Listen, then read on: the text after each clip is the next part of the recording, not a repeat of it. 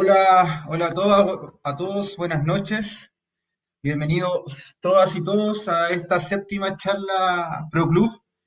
Estoy muy feliz de poder, bueno, contar con 18 personas por el momento, en una plataforma distinta que invita mucho a la interacción y también los dejo invitados cuando termine la charla a poder usar las mesas. Al principio me pasé por algunas mesas y vi que tenían las cámaras apagadas, los micrófonos también apagados. Si prenden las cámaras y prenden los micrófonos, pueden ver a la gente que está en la mesa. Y eso les permite al final poder conocer otra experiencia y poder charlar un rato.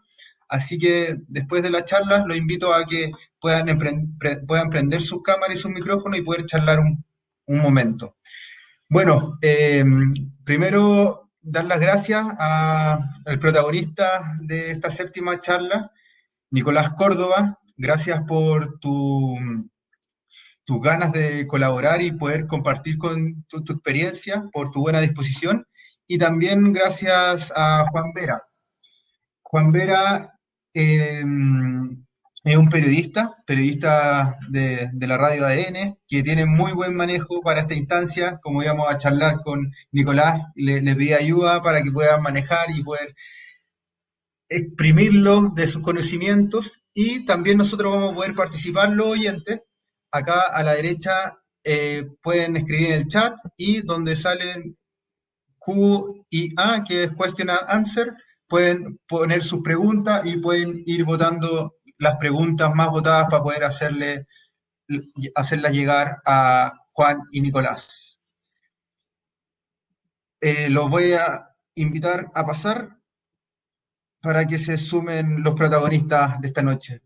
Bueno, muchas gracias en nombre de Playmaker en esta ya séptima charla.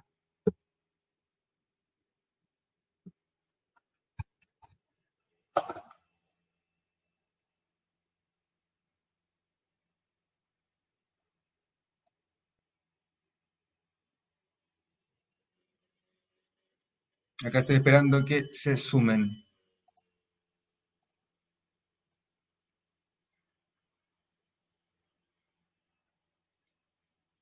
Juanito, si no te sale, ahí sí, buenísimo. Ahí estoy. ¿Cómo están? Hola Antonio, ¿cómo estáis? Bien, Saludos muy bien. a la gente también que se está sumando. Veo que hay 20 ya conectados para tener una muy buena charla, buena conversación un rato más ahí con Nicolás Córdoba, el protagonista de hoy de las charlas de Playmaker. Buenísimo. Esperemos ahí que se sume Nicolás para empezar. La séptima charla Pro Club. Empezamos en diciembre del año pasado. Ha sido un recorrido bien entretenido. Buenísimo, harta participación. Ahí está el Nico. Harta participación. Bueno, muchachos, de nuevo gracias a ambos y me retiro para que inicien esta conversación. Vamos a estar escribiendo desde la galería. Así que un abrazo. Gracias, Nico. Gracias, Juan. Ya, pues, Listo. buenísimo Antonio, gracias. Quedamos nosotros, Nico, ¿cómo estás? Bienvenido, te doy la bienvenida nuevamente, lo decía Antonio, esta nueva charla Pro Club de Playmaker. Gracias por participar. No sé si algunas palabras a la gente también que ya se va conectando a esta charla, este conversatorio, esta exposición, lo bien ahí coloquial para poder conversar un poquito de fútbol que tanto nos gusta. ¿Cómo estáis? Hola, buenas noches. Bueno, primero que todo, muchas gracias por la invitación a Playmaker. Feliz de poder compartir mi experiencia. Simplemente un poco dar a conocer algunas cosas de las que me ha tocado vivir y ojalá que la gente que pueda participar tenga muchas ganas de preguntar, de incluso de debatir. Súper importante, creo que al final la charla... eh, a mí me gusta mucho poder interactuar y poder también entender desde dónde se mueve la gente. Creo que también es importante, muchas veces uno cree que solamente el que expone está aprendiendo, pero claramente no es así. El que expone también está, perdón, que la gente solamente que está oyendo que aprende, el que expone también tiene un espacio de aprendizaje, así que ojalá que que sea una buena charla. Me comprometo a ser lo más transparente posible, a contar la mayor cantidad de cosas que puedo contar. Espero que lo disfruten. Buenísimo, ya pueden dejar sus impresiones, sus preguntas en el chat también. Así que un poquito de lo que es Nicolás Córdoba, el invitado de hoy, que debutó profesionalmente en Colo-Colo en el año 1997, vistió en Chile además la camiseta de Unión Española, pero su principal trayectoria como futbolista la hizo en el fútbol italiano, con muchos clubes, el Perú y el Crotone, el Bari, Livorno, Parma, Brescia, entre otros, casi 12 años de carrera en el fútbol europeo, en el fútbol italiano, carrera como entrenador también, que se inició como ayudante técnico, además en las series inferiores, en los juveniles de la selección chilena, trabajando con Hugo Tocali, y ha dirigido clubes, por supuesto, que todos lo conocemos acá, como Palestino, como Santiago Wanderers, y también su última experiencia en Universitario, en Perú. Nico, partamos, mira, por lo más reciente, lo que pudimos ver, yo creo que mucha gente estaba esperando terminar el partido para sumarse a la conversación. ¿Qué te pareció el triunfo de Colo-Colo 2-1? Sorpresivo quizás para algunos por lo que venía haciendo el Cacique en el torneo. Bueno, contento porque siempre es bueno que los equipos chilenos estén en un buen pie internacionalmente. Hace rato que no nos va bien a nivel de clubes internacionalmente y ojalá que Colo-Colo pueda seguir en carrera en la Copa. Quedó en muy buen pie porque Atlético Paranaense también ganó, por lo tanto quedó segundo, con por el tercer un partido, así que creo que muy positivo. Si bien, como tú decías, no venía de la mejor manera, Peñarol tampoco venía de la mejor manera, pero estos partidos son súper importantes ganarlos, sobre todo hacer valer la condición de local. Colo-Colo ha ganado sus 2 partidos de local, así que contento por gente que quiero mucho, que está ahí, mismo Gualberto, que fue mi entrenador, así que espero que les vaya de la mejor manera. Oye, no es que haya querido estar preparado, pero mira lo que tengo acá. La ¡Ay, es mía! 24, ¿te gusta, no? Ni yo la tengo esa. Mira el recuerdo que tenemos acá, un amigo me la pasó, hincha de Colo Colo.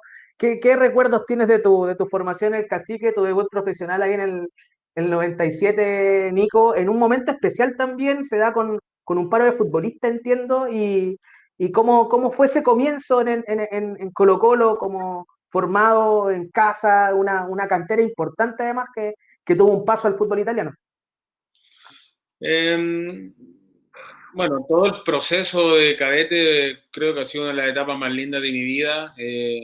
Claramente uno no tiene a esa edad la noción de lo que está viviendo, pero ahora mirando para atrás sí logro percibir que fueron momentos muy, muy felices en mi vida porque uno simplemente viajaba con la ilusión de poder ser futbolista. Lo pasé bien también, porque me fui de mi casa a los 12 años para poder ser futbolista profesional, dejé mi familia, mi amigo, mi colegio, para irme yo soy de Talca, para venirme a Santiago y claro, todo nuevo, con una edad que hoy es súper complejo dejar a sus hijos a esa edad. Y yo me vine, tuve una pensión, tuve 5 años hasta que debuté en Colo-Colo. Y respecto al debut, en realidad ese fue un debut medio fue extraño porque debutamos muchos juveniles en ese mismo partido de ambos equipos, no solamente a nosotros nos tocó jugar con Católica, pero todo el fútbol chileno jugó con juveniles. Claro.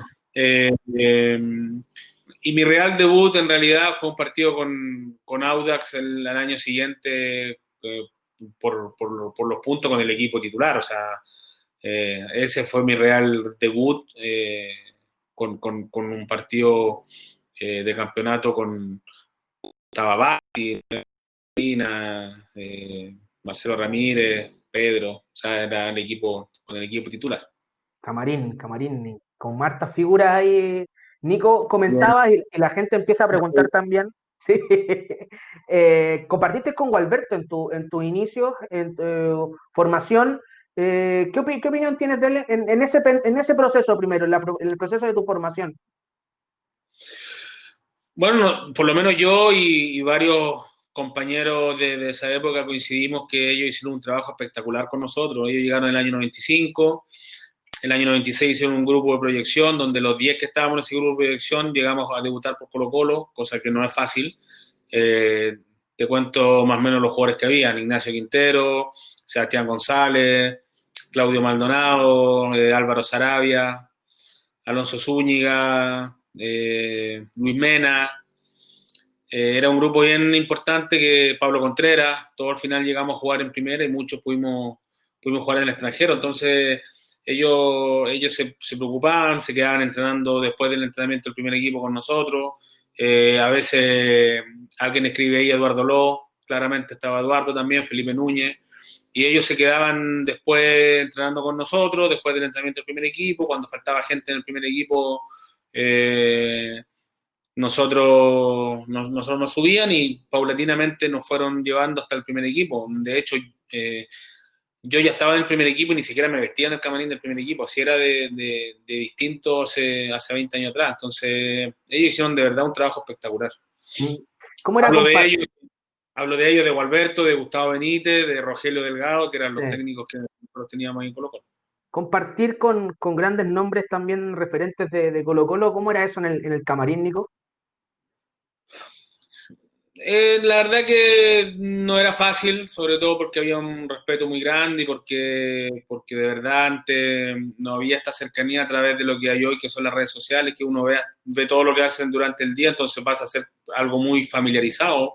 Para nosotros era muy difícil poder acceder a este tipo de deportistas, entonces incluso estando ahí siendo cadete, uno lo veía pasar y simplemente lo miraba como un gigante que era casi inalcanzable.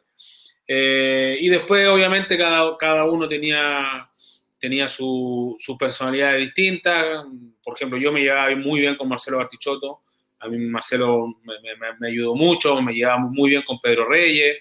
Y habían otros que tenían otro predilecto por otros jugadores, por otros compañeros, pero en general, si bien eran bien jodidos, pero al final también nos estaban educando, porque no es para todos jugar en Colo-Colo. Entonces, cuando entrábamos, nosotros sabíamos que si teníamos 20 minutos teníamos que jugar bien, porque la opción de volver a jugar en Colo-Colo a los 20 años, a los 18 años, era muy, muy jodida. Entonces, y creo que el grupo nuestro sabía muy bien y aprovechamos muy bien nuestras oportunidades. La presión ahí que se manejaba, la ansiedad también, me imagino, con tan joven y de tener que cumplir por estar en el primer equipo. Sí, pero por ejemplo, yo siempre cuento algo que por lo menos a mí me pasó. Yo ¿Ya? antes de jugar en el Monumental por primera vez a nivel profesional, yo había jugado 20 veces a estadio lleno. Había jugado mundialito, había jugado preliminar. Entonces, cuando entré a la cancha y me tocó ya ser partícipe de los partidos, no tuve ninguna emoción distinta de solamente querer jugar. O sea, me sentía totalmente adaptado a lo que jugara ahí, y creo que es una de las cosas que a mi juicio debería volver en un futuro, poder que los niños jueguen partidos de preliminar. Yo sé que hay un tema de seguridad muy complejo, pero algo que creo que es súper importante. Y lo otro también, que antes de que yo debutara, yo había jugado casi entre 80 y 100 partidos internacionales, en todas las giras que me tocó hacer por Colo-Colo, por las selecciones juveniles, los mundialitos que organizó Colo-Colo en el Monumental. Entonces, nosotros llegamos con una experiencia muy importante al primer equipo. Sí, tú te fuiste muy joven también al extranjero, Nico. O sea, los parámetros que se entienden ahora, me fui viejo, me fui a los 22 años. Claro. Hoy los jugadores se van a los 18, 19 años, con pocos partidos, pero sí, o sea, 22 años, estás joven, es una buena edad, creo, que te alcanza, te puede adaptar y todavía estás empezando recién tu carrera. ¿Cómo fue el tomar la decisión, el irte, el estar allá, el dejar tu país, el agarrar ese futuro como futbolista, y además tomar esa carrera que termina siendo muy larga y muy extensa en Italia? La decisión de irme no fue muy difícil. Yo, bueno, Imagínate que tomé una decisión de vida a los 12 años cuando era totalmente inconsciente de lo que vivir en otra ciudad y lejos de tu familia. Después a los 22 la verdad es que me costó bien poco, pero claro, yo lo cuento muy relajadamente, pero igual uno pasa momentos solo. Me tocó, como la gran mayoría de los deportistas de alto rendimiento, futbolistas que vienen al extranjero, uno pasa cumpleaños concentrados, años nuevos arriba del avión. Muchas veces, bueno, para el nacimiento de mi hija, justo me habían vendido al Parma y me tuve que ir de Parma a Messina en avión en la mañana y me tuve que venir en la noche, la vine a hacer, no alcancé a estar con mi mujer, nada, me tuve que devolver. Entonces, claramente uno va viviendo cosas que la gente no tiene idea de lo que uno realmente le toca vivir. La gente simplemente ve la parte linda, que es cuando uno hace un gol o lo que hoy se muestra en redes sociales, de ir a comer a los mejores lugares, de manejar los mejores autos, pero la realidad es que para poder llegar a tener todas esas cosas, uno la tiene que pelear mucho. Y uno la tiene que pelear mucho desde muy pequeño. Yo siempre digo que una persona normal que sale del colegio entra a la universidad entre los 18 y los 19 años. Nosotros entramos a la universidad a los 13 años, porque nuestra universidad son las juveniles, esa es nuestra universidad. Entonces empezamos un proceso muy precoz, donde no entendemos muchas cosas. Y lo otro que también es un motivo muy jodido de vida, es que en general nosotros pasamos a ganar mucha plata en una edad donde no tenemos noción del valor del dinero, donde muchas veces pasamos a ganar más que nuestros padres a los 18, 19 años, y claramente no estamos preparados para eso. Hoy tú te vas a Europa y a los 20 años ya eres millonario, y es difícil lidiar con ese tipo de cosas, aunque parezca que rico, vaya a ganar plata, pero no es tan fácil, porque, porque no estás preparado simplemente. O sea, imagínate que hay alguien, imagínate que cuando uno sale de la universidad, empieza a ganar un poquito de plata y empieza a gastar en cosas que no se debe. Imagínate a alguien que no está preparado. Claro. Nico, y llegar a Italia, me imagino que uno dice, bueno, llegué, voy a jugar, tuviste una larga carrera, pero no es todo tan fácil como terminó siendo. O sea, costó ganarse un puesto, imagino, el cambiar la forma de entrenamiento. ¿Cómo funciona la cabeza también, tu madurez como jugador en ese momento? Mira, cuando a mí me preguntan los jugadores más jóvenes, ¿qué es lo más, un consejo cuando uno se va al extranjero todo? Yo siempre digo que para poder habituarse al fútbol uno tiene que acostumbrarse primero a la vida del país donde está, y no lo contrario. Por ejemplo, en Italia se entrena siempre a las 3 de la tarde, porque de los 10 partidos del campeonato hay 7 que se juegan a esa hora el día domingo. En Italia no es como acá, que hay un partido cada hora y media y tú puedes ver todos los partidos durante el fin de semana. En Italia hay un partido el sábado a las 6 de la tarde, otro a las 8:30, 7 partidos el domingo a las 3 y un partido el domingo a las 8:30, que generalmente son los clásicos, que se deja el partido mejor para el domingo en la noche. Claro. Entonces, todo el mundo entra a las 3 y eso ya te hace cambiar tu forma de vivir. Inevitablemente tienes que almorzar a las 12.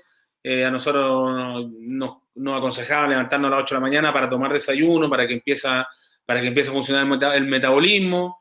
Entonces hay un montón de cosas que te van enseñando. Aprendí a comer, aprendí en realidad no a comer, aprendí a alimentarme en función de mi profesión.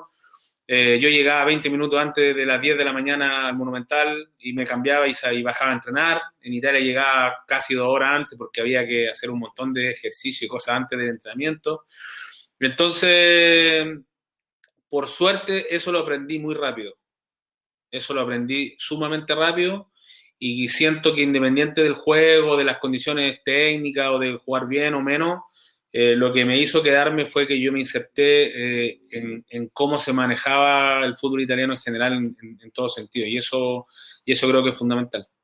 Adaptación, podríamos decir que fue como el concepto Sí, clave para mantenerte en Italia, ¿no? sin duda que es la palabra correcta. La adaptación es lo que me permitió poder quedarme tantos años. ¿Algún momento, Nico, en ese comienzo de este viaje que terminaron siendo por poco más de 12 años en Italia, donde quisiste tirar todo lejos, devolverte a Chile, o siempre tuviste claro tus objetivos de cómo iba a ser tu carrera, de cómo cumplir en el extranjero? No, nunca. La verdad que nunca. Desde que llegué, alcancé a estar, no sé, bueno, llegué a la pretemporada, estuve un mes y medio ahí, y después, bueno, ahí con clase italiano, aprendí también a los 3, 4 meses, hablaba ya bastante bien, me defendía bien. Empecé a leer libros en italiano también, que me gusta mucho leer, entonces empecé a leer libros y ahí aprendí a ir más rápido. Y bueno, y otra cosa que eh, los lunes empecé a recorrer Italia con los días libres, Perugia, cuando donde llegué, una ciudad muy céntrica, entonces Ujú. tenéis todo en tren muy cerca, y eso también me ayudó el lunes en la mañana, salía a las 9 y a las 11 estaba en Roma, o a las 11 estaba en Florencia, y eso me ayudó mucho para conocer, me movía, me aprendía, me empecé a mover en el fondo, mis compañeros me empezaron a invitar por aquí y por allá, y uno empieza a hacer amistades. Estoy hablando del año 2001, donde no había redes sociales, no había Claro. nada de lo que hay ahora. O sea, ahora irse al extranjero, para mí, bueno, uno está comunicado más que estando en el mismo país, pero sí, es complejo, pero es lindo y hay que tener ganas de acostumbrarse y de que sabéis que en algún momento lo vaya a pasar mal y que no es tan grave tampoco, pero fue una experiencia de verdad espectacular, en todo sentido. Tú me podrías corregir quizás de la forma en que lo voy a pronunciar, pero si yo te digo Cerce Cosmi. Fue mi primer entrenador en Italia. Fue mi primer entrenador en Italia, tengo mucho cariño, la verdad que es un entrenador muy histriónico, pero nada, pues claramente fue la persona que creyó en mí y la verdad que le tengo mucho afecto. ¿Lo podríamos tildar como el culpable de que seas técnico o no es tan así? Ya, No, a mí me empezó a gustar esto en el 2005, 2006, yo ya llevaba 5 años con Marco Giampaolo. Él fue el que me despertó el bichito que fue en realidad el primer técnico que me empezó a enseñar cosas que yo no sabía y que me empezó a mostrar el fútbol desde otra dimensión, que no tiene que ver solamente con entrar a una cancha, sino el por qué pasan las cosas. Y eso me abrió un mundo distinto y eso también fue muy complejo, porque después de estar trabajando 2 años con Marco el año pasado estuvo en el Milan, o sea, un técnico de primer nivel, hoy está en el Torino. Después de trabajar con alguien tan capaz, te cuesta mucho aceptar a los demás entrenadores. Y ya. eso es algo muy difícil. Entonces, en ese sentido, él fue el que me empezó a despertar cosas más profundas respecto al poder dirigir. ¿Qué fue lo primero que te llama la atención de ese cambio, de que te haya hecho clic el chip de serte entrenador? La forma de cómo entrenábamos semanalmente, cómo él preparaba los partidos, cómo te explicaba lo que él creía que iba a pasar, dónde iban a estar los espacios, dónde estaban las falencias, te lo mostraba con video. Fue el primer técnico que yo tuve que no me ponía el partido, sino me ponía fragmentos del partido, me decía esto va a pasar en tal momento, tal momento, tal momento, y después cuando revisábamos los partidos el día martes, era tal cual él lo había dicho. Tenía una capacidad de lectura de los partidos espectacular y trabajábamos en función de eso, y de verdad el tipo era muy metódico y muy capaz. Bueno, no por nada llegó a dirigir el Milan. Claro. Nico, desde ahí tú ya comienzas a marcar tu formación como técnico, además de seguir jugando. Sí, pero yo creo que uno va agarrando cosas de todos los entrenadores, no solamente del que más te gusta. Y lo digo eh, porque no todos los técnicos tienen las mismas capacidades. Ujú. Hay técnicos que son muy buenos gestores de grupo y que a lo mejor tácticamente o técnicamente no son tan buenos.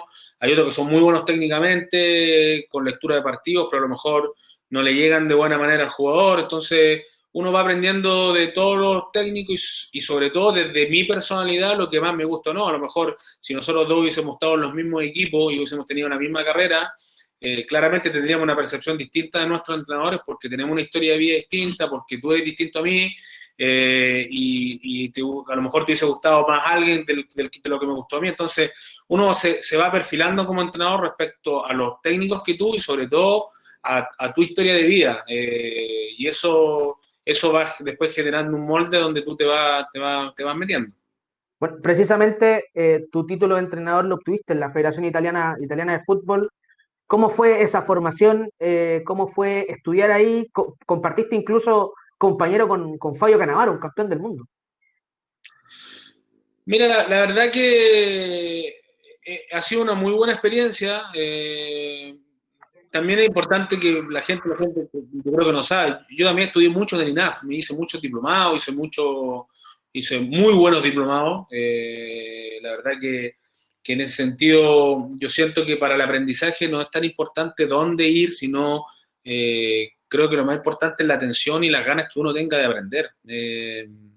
No tiene que ver tanto si yo estudié en Italia o no.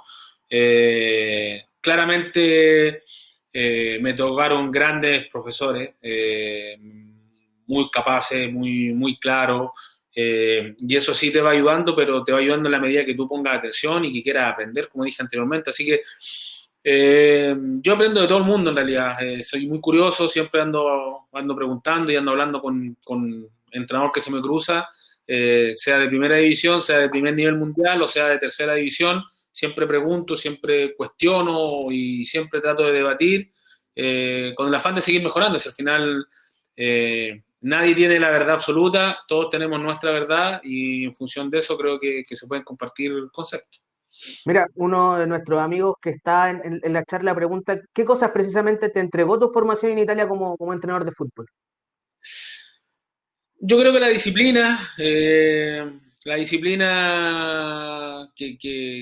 se tiene en general, hay una de las primeras cosas que me sorprendieron mucho, que el entrenamiento es sagrado para todo el mundo, o sea, eh, los jugadores lo ven como realmente una preparación para el partido, los técnicos no te dan respiro, es una hora y media donde realmente tú estás muy concentrado o tratan de estar muy concentrado. Además, el entorno de las personas que trabajan en el club están todas preocupadas solo del entrenamiento, o sea, los utileros vuelan, salta una pelota para atrás y vuelan, Claro.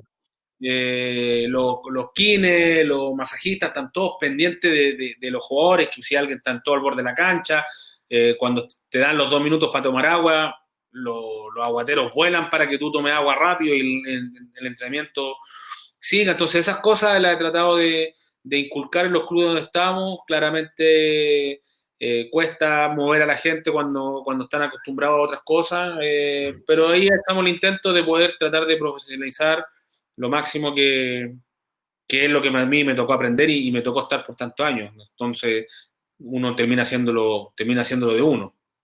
Compartiste con muchas charlas con técnicos, conversaste con muchos técnicos en Europa. ¿Cuáles fueron de las que más te marcaron? En realidad me han marcado todos porque todos me dejaron cosas. A ver, claro, todo el mundo a lo mejor, o sea, a mí me ha tocado entrevistarme con Guardiola, con Pellegrini, no sé, con Simone Inzaghi, con Quique Setién. La verdad que he tenido charlas muy amenas, muy abiertas, y eso yo creo que es lo que más rescato, que la apertura que tiene la gente de conversar de fútbol. En realidad, en general, cuando voy a conversar con esta gente, trato de no conversar mucho de situaciones de juego, porque eso tú lo puedes revisar en cualquier partido y los entrenamientos hoy día están todos en internet.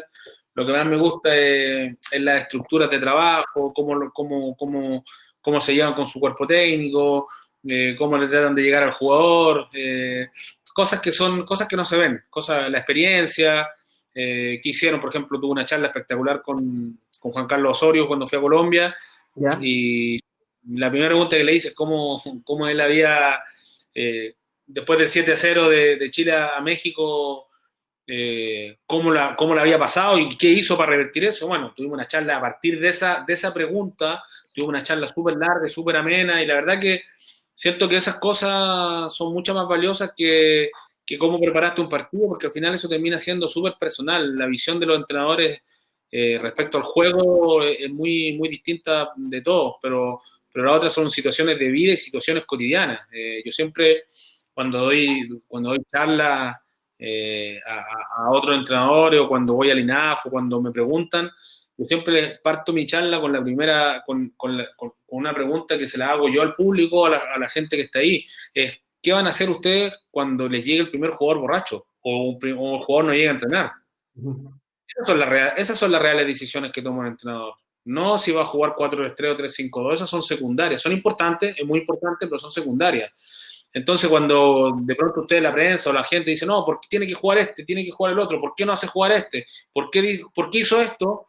Tiene que ver que tú estás condicionado con un montón de cosas que pasan semanalmente que la gente no ve y no lo sabe.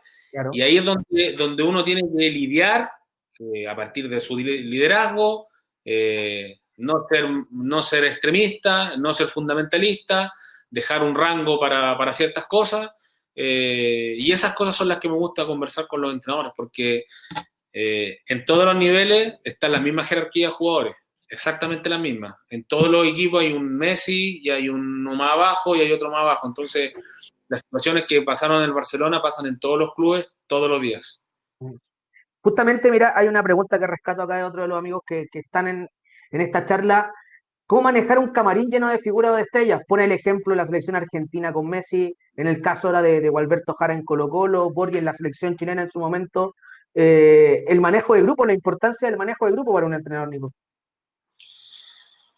La verdad que eso tiene que ver con el liderazgo, con las capacidades que uno tiene para llevar a las personas. Acá muchas veces se generan los estigmas de que el futbolista antes que nada una persona igual que todos nosotros, somos todos, todos tenemos los mismos problemas o distintos problemas, todos tenemos problemas finalmente, y es como tú de alguna manera logras a partir de tus capacidades como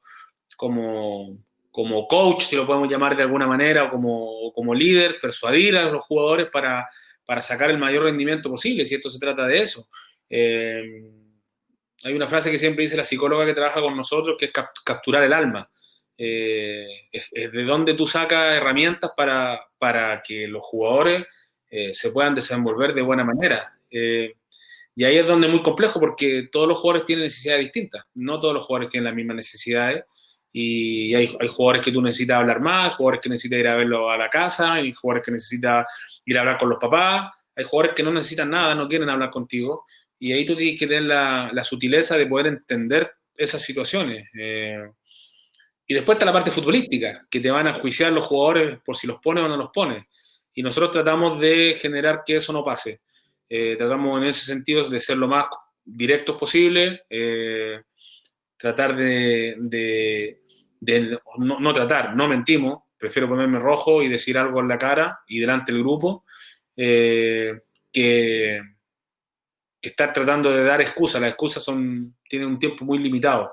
Cuando tú decís la verdad, a lo mejor el jugador en ese momento se verá a su casa y a lo mejor, claro, le va a quedar tranquilo, pero la verdad al final es mucho mejor. Mira, una de las conversaciones que tuve con Marco Giampaolo me decía que él antes a nosotros no nos daba ninguna explicación por qué jugábamos o no.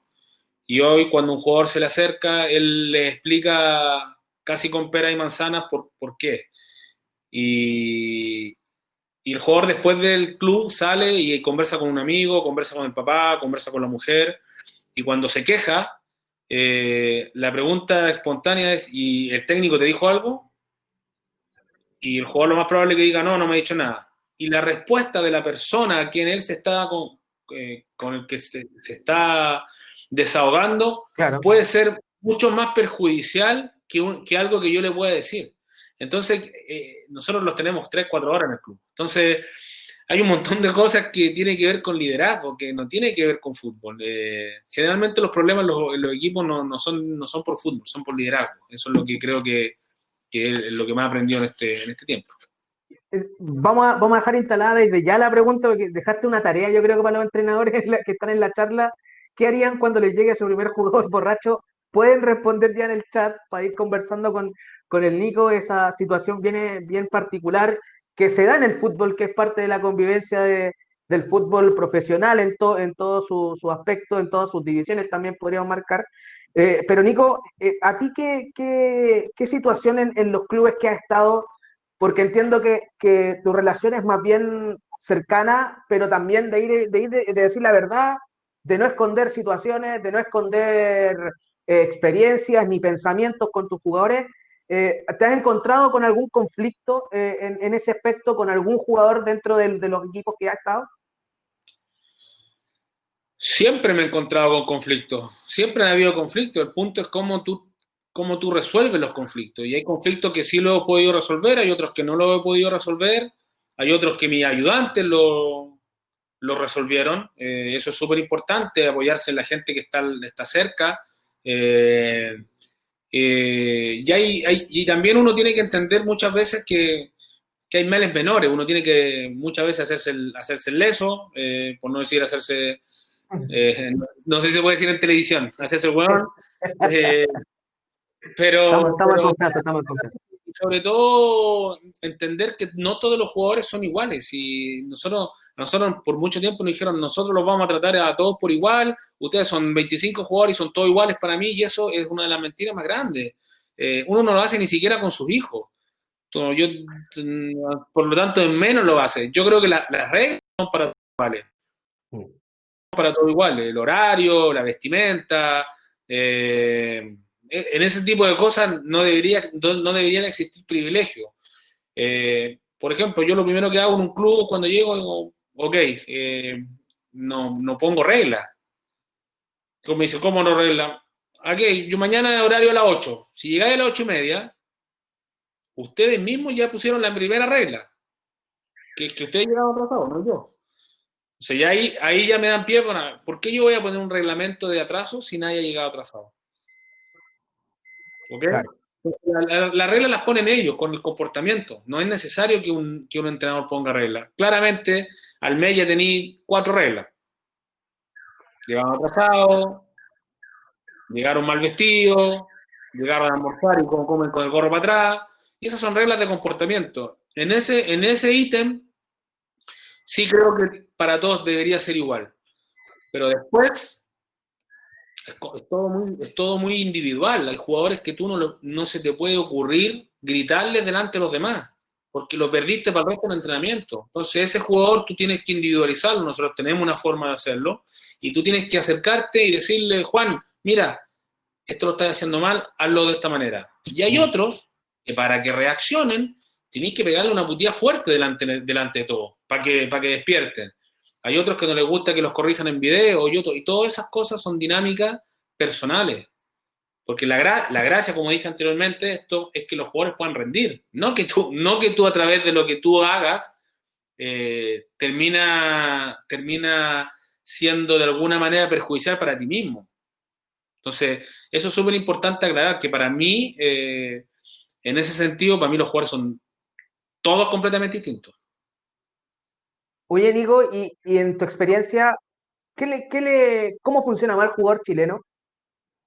¿Con el látigo atrás o estar retándolo o hay que manejarlo y cuidarlo más? Un poco de todo. Yo creo que el Ya. jugador cada vez en Chile está más profesional, quiere mejores entrenadores. Creo que eso lo están valorando mucho más cuando alguien les puede enseñar algo. Pero sí, tenéis que cariñito y golpecitos también, de los dos. No, todavía el futbolista chileno no es autónomo. Todavía no es autónomo. Tú tuviste la oportunidad, has tenido la oportunidad de trabajar en la selección sub-20 y también en clubes, donde lo primero o la gran diferencia es que en el trabajo del técnico, me parece, que es que tienes un trabajo diario en el club y el trabajo de la selección tienes cierta cantidad de entrenamientos, de tener al jugador cerca. ¿Cómo se maneja eso? ¿Qué tan distinto es? ¿Qué consejos se pueden dar, por ejemplo, en el caso de nuestros amigos que acá se desempeñan en el fútbol amateur, que hay algunos que tienen solamente a jugar el día domingo, que no tienen nada cercano a él durante la semana, pero que el día domingo recién solamente lo pueden ver y entregar algún concepto para mejorar semana a semana en los partidos que se van dando? Bueno, en la selección los jugadores en general vienen bien físicamente porque ya están en sus clubes. Nosotros hicimos hartas cosas en la selección, la verdad. La verdad es que tratábamos de que los microciclos fueran lo más productivos posible respecto al poco tiempo que uno tiene para trabajar la selección. Pero para eso tienes que ingeniártela con otras cosas. Hay mucha edición de video, mucho WhatsApp, muchísimo usábamos, mucho WhatsApp, teníamos retroalimentación constante, verificábamos si aprendían o no. Todos los microciclos que estuve yo en la selección hacíamos charlas distintas. Por ejemplo, hicimos coaching comunicacional, la Vale Food que trabaja en la U ahora, hizo un programa de qué significa ser seleccionado nacional. La verdad que eso fue muy interesante. Bueno, charlas con los árbitros, charlas con los psicólogos, nutricionistas. Hacíamos siempre cosas para ir avanzando, no solamente a nivel de juego. Y a nivel de juego, lo que había, yo me fui al CUDIA con 14 entrenamientos. Esa es la realidad. O sea, yo no me fui con más entrenamientos que eso. Pero fueron muy específicos. Los jugadores ya venían de una base que no lo puedo desconocer yo, que haber trabajado con Sampaoli con los sparring, y eso creo que fue muy beneficioso porque el juego era bien, bien similar. Entonces, pero ingeniársela hoy con la tecnología hay un montón de cosas que uno puede hacer y entiendo que si bien es fútbol amateur, la gente me imagino que trabaja durante la semana, pero siempre hay momentos para poder innovar y hacer cosas que no se hacen en esa categoría. Yo creo que con esta pregunta nos podemos extender mucho tiempo porque me parece que las falencias son varias, pero resumiendo, haciendo un punteo quizás, y desde tu análisis que has estado adentro y también afuera, ¿qué es lo que le falta al fútbol formativo en nuestro país en cuanto al tema técnico de entrenadores, en cuanto al jugador, quizás también en cuanto a la infraestructura que hay para ellos? A ver, yo creo que es bien compleja y bien larga esta respuesta y el problema es bien amplio. Claro. A mí me tocó hacer una tesis para la Conmebol Pro, para obtener el título Conmebol Pro, sobre el fútbol chileno y sobre cuáles eran las problemáticas del fútbol chileno en general. Y yo hice una tesis y una de las cosas que apunté, primero que nada, es que en la edad donde los chicos llegan a jugar profesional a los clubes, más o menos a los 15 años, ¿ok? A esa edad llegan como promedio. Hay 2 jugadores por categoría que suben al primer equipo, eso es como una media mundial, ¿ok? Por cada categoría de cada año suben 2, máximo 3 jugadores. ¿Dónde nace el problema en Chile? En Chile hay 500.000 niños entre 15 y 19 años, 15 adolescentes, donde la mitad, o un poquito más de la mitad, tiene obesidad mórbida. Entonces ese es un dato que no es menor para lo que viene. ¿En qué sentido? No hay políticas nacionales de educación física a nivel escolar y eso genera que nosotros tengamos niños que no tengan ganas de hacer deporte, punto 1. Segundo, de los niños que quedan, hay gente de estratos sociales que no tiene la posibilidad de salir de su entorno, hay otros que caen en la droga, otro porcentaje, hay otros que no les gusta el fútbol. Entonces, el rango se va achicando muchísimo, punto 1. Y punto 2, hoy para nuestro fútbol y para la gran mayoría de nuestros dirigentes, el fútbol joven no es una inversión, es un gasto. Y eso hasta que no cambiemos todo, lamentablemente no veo que vaya a cambiar. Nosotros tenemos en Chile un ejemplo que es muy claro. La Católica tiene el 70% de los jugadores nacidos en casa. Y juegan y compiten, porque tienen un programa de trabajo espectacular. O sea, tienen gerente deportivo en cadete, que es el Piri Parragués, tienen jefe de promoción, que es el Milo.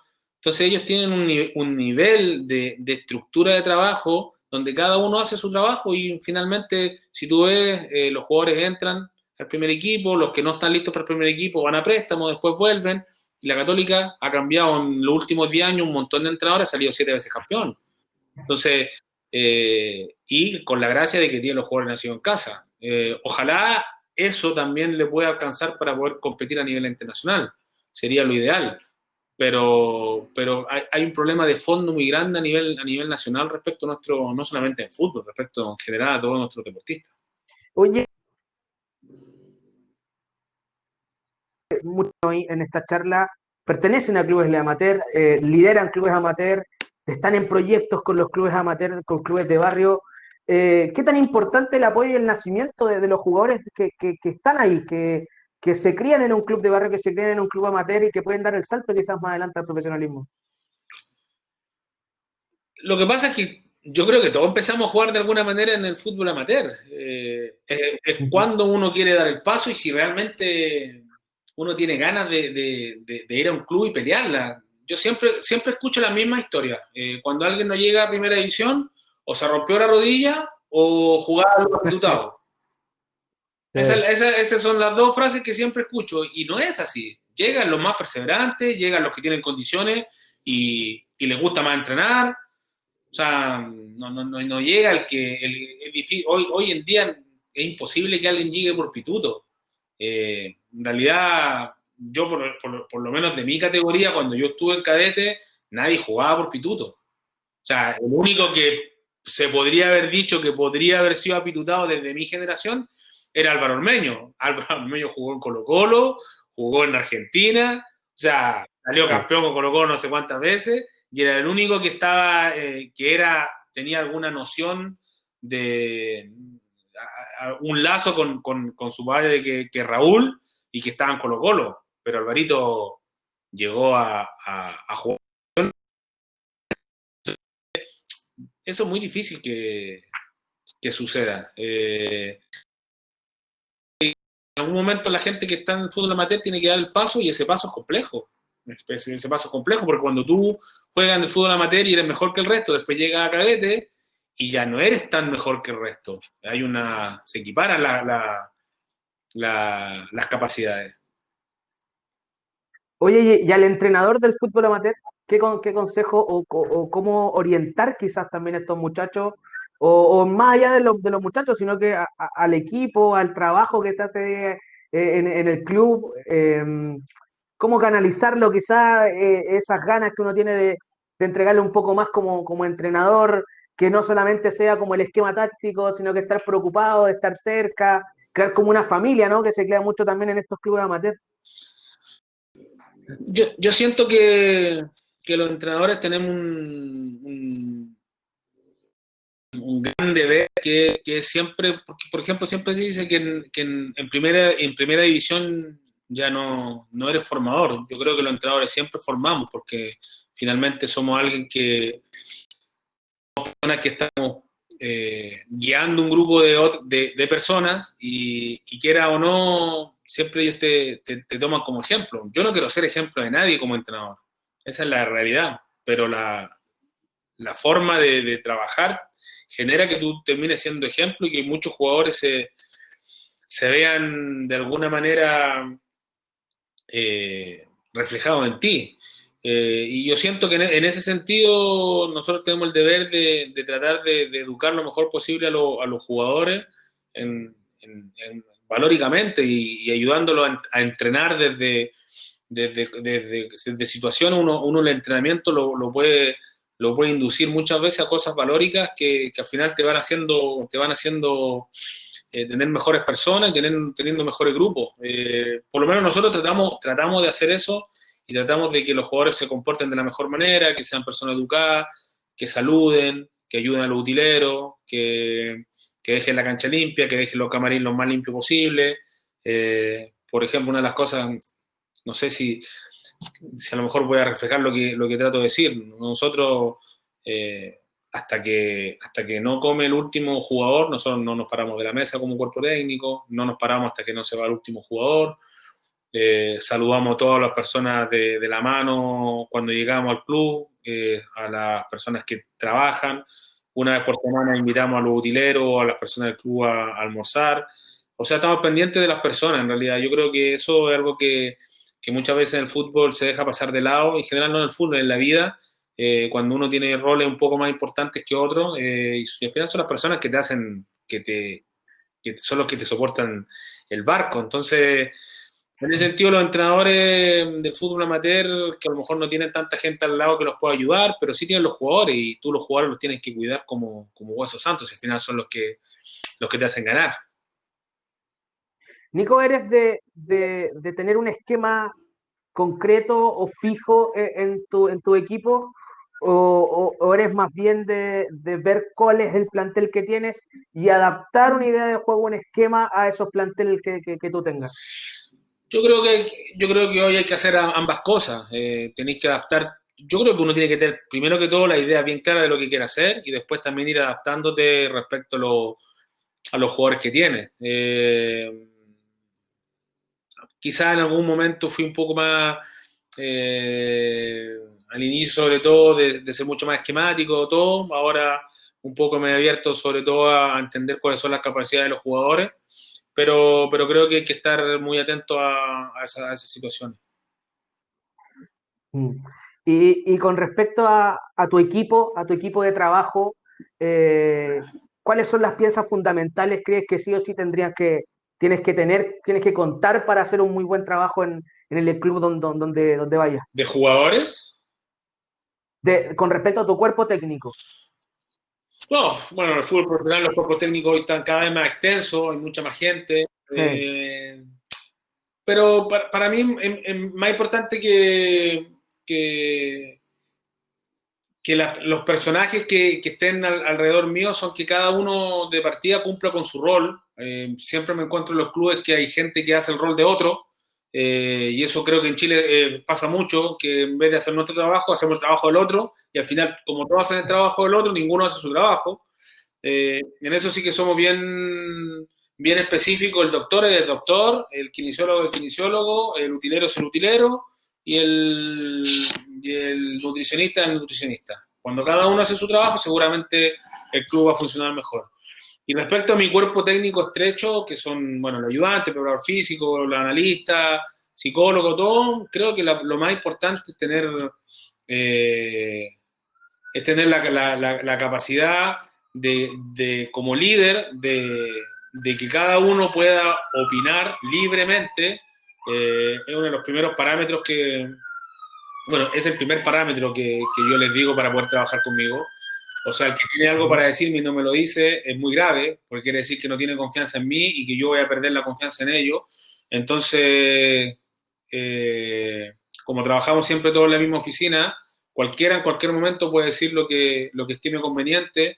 Sabemos que nada no lo podemos hacer personal, aunque tengamos discusiones muy fuertes, nada es personal porque lo estamos haciendo en función de nuestro trabajo.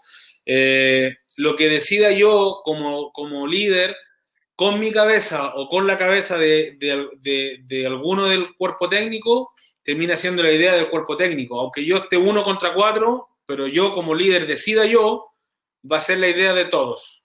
Y ninguno de los demás puede decir, no, es que yo te lo dije, es que eso fue así, o alguien se lo va a comunicar a otros que yo le dije que no era así. Esas cosas son las que no pueden pasar dentro de un grupo técnico. Entonces, cuando decidimos, va a jugar Juan Pérez, juega Juan Pérez. Juega Juan Pérez, aunque estemos todos que no tenía que jugar y yo soy el único, ok, todos van detrás mío. Y cuando yo elija algo respecto a lo que dicen los demás, yo esa idea la voy a hacer mía. Y en ese sentido tenemos protocolos bien claros porque son donde empiezan las primeras embarradas de los cuerpos técnicos. Claro. Nico, tú has dirigido tres clubes, Sí. en donde has tenido experiencias bien importantes. Quiero partir con Palestino, con ese triunfo en Brasil, en Copa Sudamericana. No sé si nos puedes contar primero como anécdota, cómo fue ese momento para ti en tu carrera, el haber eliminado a Flamengo y después lo que fuiste aprendiendo también con estas situaciones, primero con esta de la que viviste como director técnico de Palestino. La verdad que todos los momentos que me ha tocado vivir, uno los va procesando y se va dando cuenta que en todos los procesos hiciste cosas muy buenas y cosas malas también que hay que corregir. Los triunfos generalmente opacan o en realidad cubren los problemas y las derrotas de alguna manera también cubren lo bueno que hiciste. Lo importante, yo siempre digo, es estar atento a lo que te va pasando, no para cometer otra vez el mismo error, simplemente para tener un apoyo cuando te vaya a pasar algo similar, porque en todos los clubes te van a pasar cosas distintas. Ese triunfo fue muy lindo, fue impensado para muchos, nosotros la verdad que hicimos una preparación del partido muy, muy buena, los jugadores estaban muy convencidos y creo que ha sido uno de los mejores partidos que me ha tocado dirigir respecto a lo que planteamos y a lo que resultó. Pero si me tengo que quedar con un partido de esa copa, simplemente por la forma de cómo se gestó el partido, fue el partido con San Lorenzo acá, donde no nos alcanzó por la diferencia gol. Yo creo que ese partido realmente el equipo tocó su techo de capacidades de juego, de dominar a un equipo grande de Argentina con un presupuesto, no sé, 10 veces mayor que el nuestro. Y creo que eso fue un gran partido que lamentablemente no nos alcanzó. ¿Cómo trabajas la motivación en el jugador, Nico? ¿Lo llevas por el lado de la identidad del club? ¿Lo llevas por el lado más emocional, familia, quizás el momento deportivo que están viviendo, la instancia en la que están? Yo siento que la motivación es intrínseca, uno tiene que estar motivado por lo que hace. La motivación externa, uno la encuentra en cosas que le gustaría. Nosotros generalmente preguntamos qué es lo que los mueve, de dónde, qué es lo que los...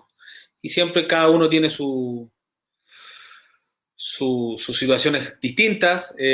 Siento que todas son válidas. Hay quienes se quieren comprar un auto, hay quienes quieren ser millonarios, hay quienes lo hacen por la mamá, hay quienes lo hacen por el papá, y cada uno tiene sus motivos y tratamos de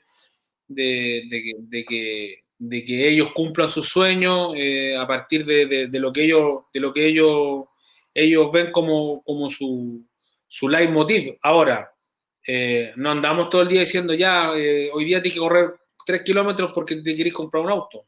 No, eso no existe en el fútbol profesional. Pero sí hay momentos donde uno puede levantarle el ánimo por ejemplo, me acuerdo un partido que estábamos jugando en Perú contra... No me acuerdo el partido, no me acuerdo el rival. Y Roberto Siucho, contra Sport Boys, le habían pegado una patada en un tobillo, tenía así el tobillo, y no me quedaban cambio. Quedan 7, 8 minutos y no me quedan cambio, y yo sabía que él era muy fanático de los autos, ya habíamos averiguado, y sabía que él se quería comprar un auto que valía no sé cuánta plata y todo. Y bueno, me acerco, estaba ahí botado al borde de la cancha, me acerco y no me acuerdo las palabras exactas que le dije, pero le dije, si te querés comprar no voy a hacer publicidad, pero no me acuerdo. Si te querés comprar este auto, tienes que entrar y jugar los 7 minutos. Y me quedo mirando, se paró, yo no sé si le dio una energía de dónde, se paró, sigo jugando, terminamos con el tobillo así, y bueno, después a los 3 meses lo vendieron a China, hoy está en China, gana una locura, una estupidez de plata, y bueno, y el año pasado cuando volvió de vacaciones, llegó en el auto, y lo primero que hizo fue mostrarme el auto. Pero claro, uno tiene que saber cuándo aprovecharse de esta información que tiene, aprovecharse en el buen sentido para poder sacar. Pero la motivación al final, yo no estoy cuando se levantan, no estoy cuando se van a dormir tarde o temprano. Eso también es parte de la motivación de un deportista, saber cuándo hacer las cosas, porque muchas veces como uno cree que la motivación está ante el partido, decirle ya vamos y hacer esa famosa arenga. Eso no es la motivación, Claro. eso es un descargue de energía. La motivación real es lo que haces todos los días para poder lograr los objetivos, y en eso yo no estoy, está en ello. Tratamos de darle tips y de inculcarles que no se llega a un cierto nivel si no haces todo lo que tienes que hacer. Tú tuviste también una experiencia en Santiago Wanderers, donde fue como el yin y el yang, podríamos decirlo, fue blanco y negro, bien particular, en un equipo con el cual saliste campeón de Copa Chile, pero te tocó descender e incluso viviste una etapa de Copa Libertadores, si mal no recuerdo, siendo equipo de la primera vez, pasando una fase en Copa Libertadores.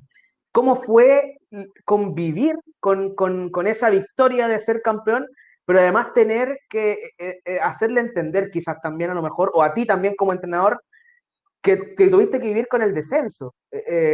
¿Cómo fue esa temporada? ¿Cómo fue ese momento en Wanderers? Mira, fue complejo porque de partida yo hice una evaluación, o sea, en realidad no hice la evaluación que debería haber hecho. Nosotros llegamos al campeonato, a un campeonato de 15 fechas con 6 puntos detrás del descenso. O sea, nosotros teníamos que pillar a 2 o 3 equipos que estaban, y fue muy pobre porque finalmente 6 puntos hoy en un campeonato de 15 fechas es mucho, es muchísimo. Imagínate que van 10 fechas y la Serena lleva 5 puntos. O sea, claramente, es más, si tú ves la tabla de posiciones, nosotros en ese torneo terminamos décimo. O sea, terminamos décimo, pero no alcanzamos a poder alcanzar los que estaban más arriba en la tabla de los 2 torneos anteriores, Claro. que no estábamos nosotros. O sea, yo me hice cargo de 2 torneos anteriores. No es una excusa, lo tomé y claramente me hago responsable, pero la evaluación no fue buena.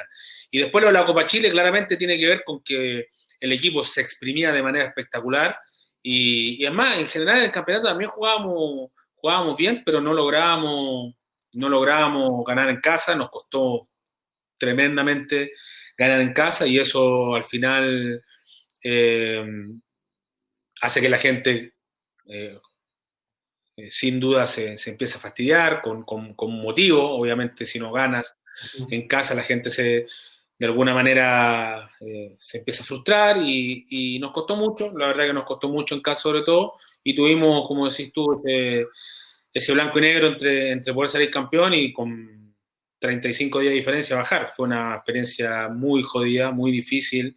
Yo hoy día la atesoro mucho porque claramente me ha hecho replantearme no solamente cosas como entrenador, sino de vivencias de vida.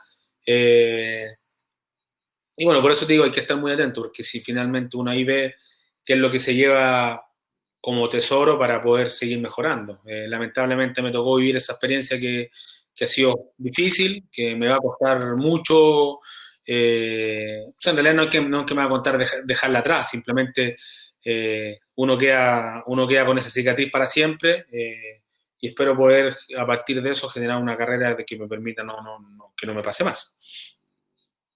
Es ahí donde uno crece, ¿no, Nico? En el fracaso más que en el triunfo, ¿crees tú?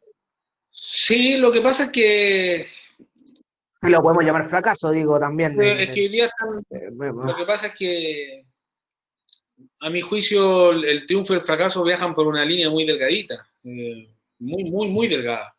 Eh, y tiene que ver también con las expectativas de la gente, con las expectativas de los clubes, hoy por ejemplo, todos quieren salir, todos se sienten con el derecho a salir campeón, y no todos no, sale uno campeón. De 18 clubes hay uno que sale campeón. Entonces, hoy pierdes un partido y eres un chanta, un vendehumo, un perdedor, entonces, y no es tan así.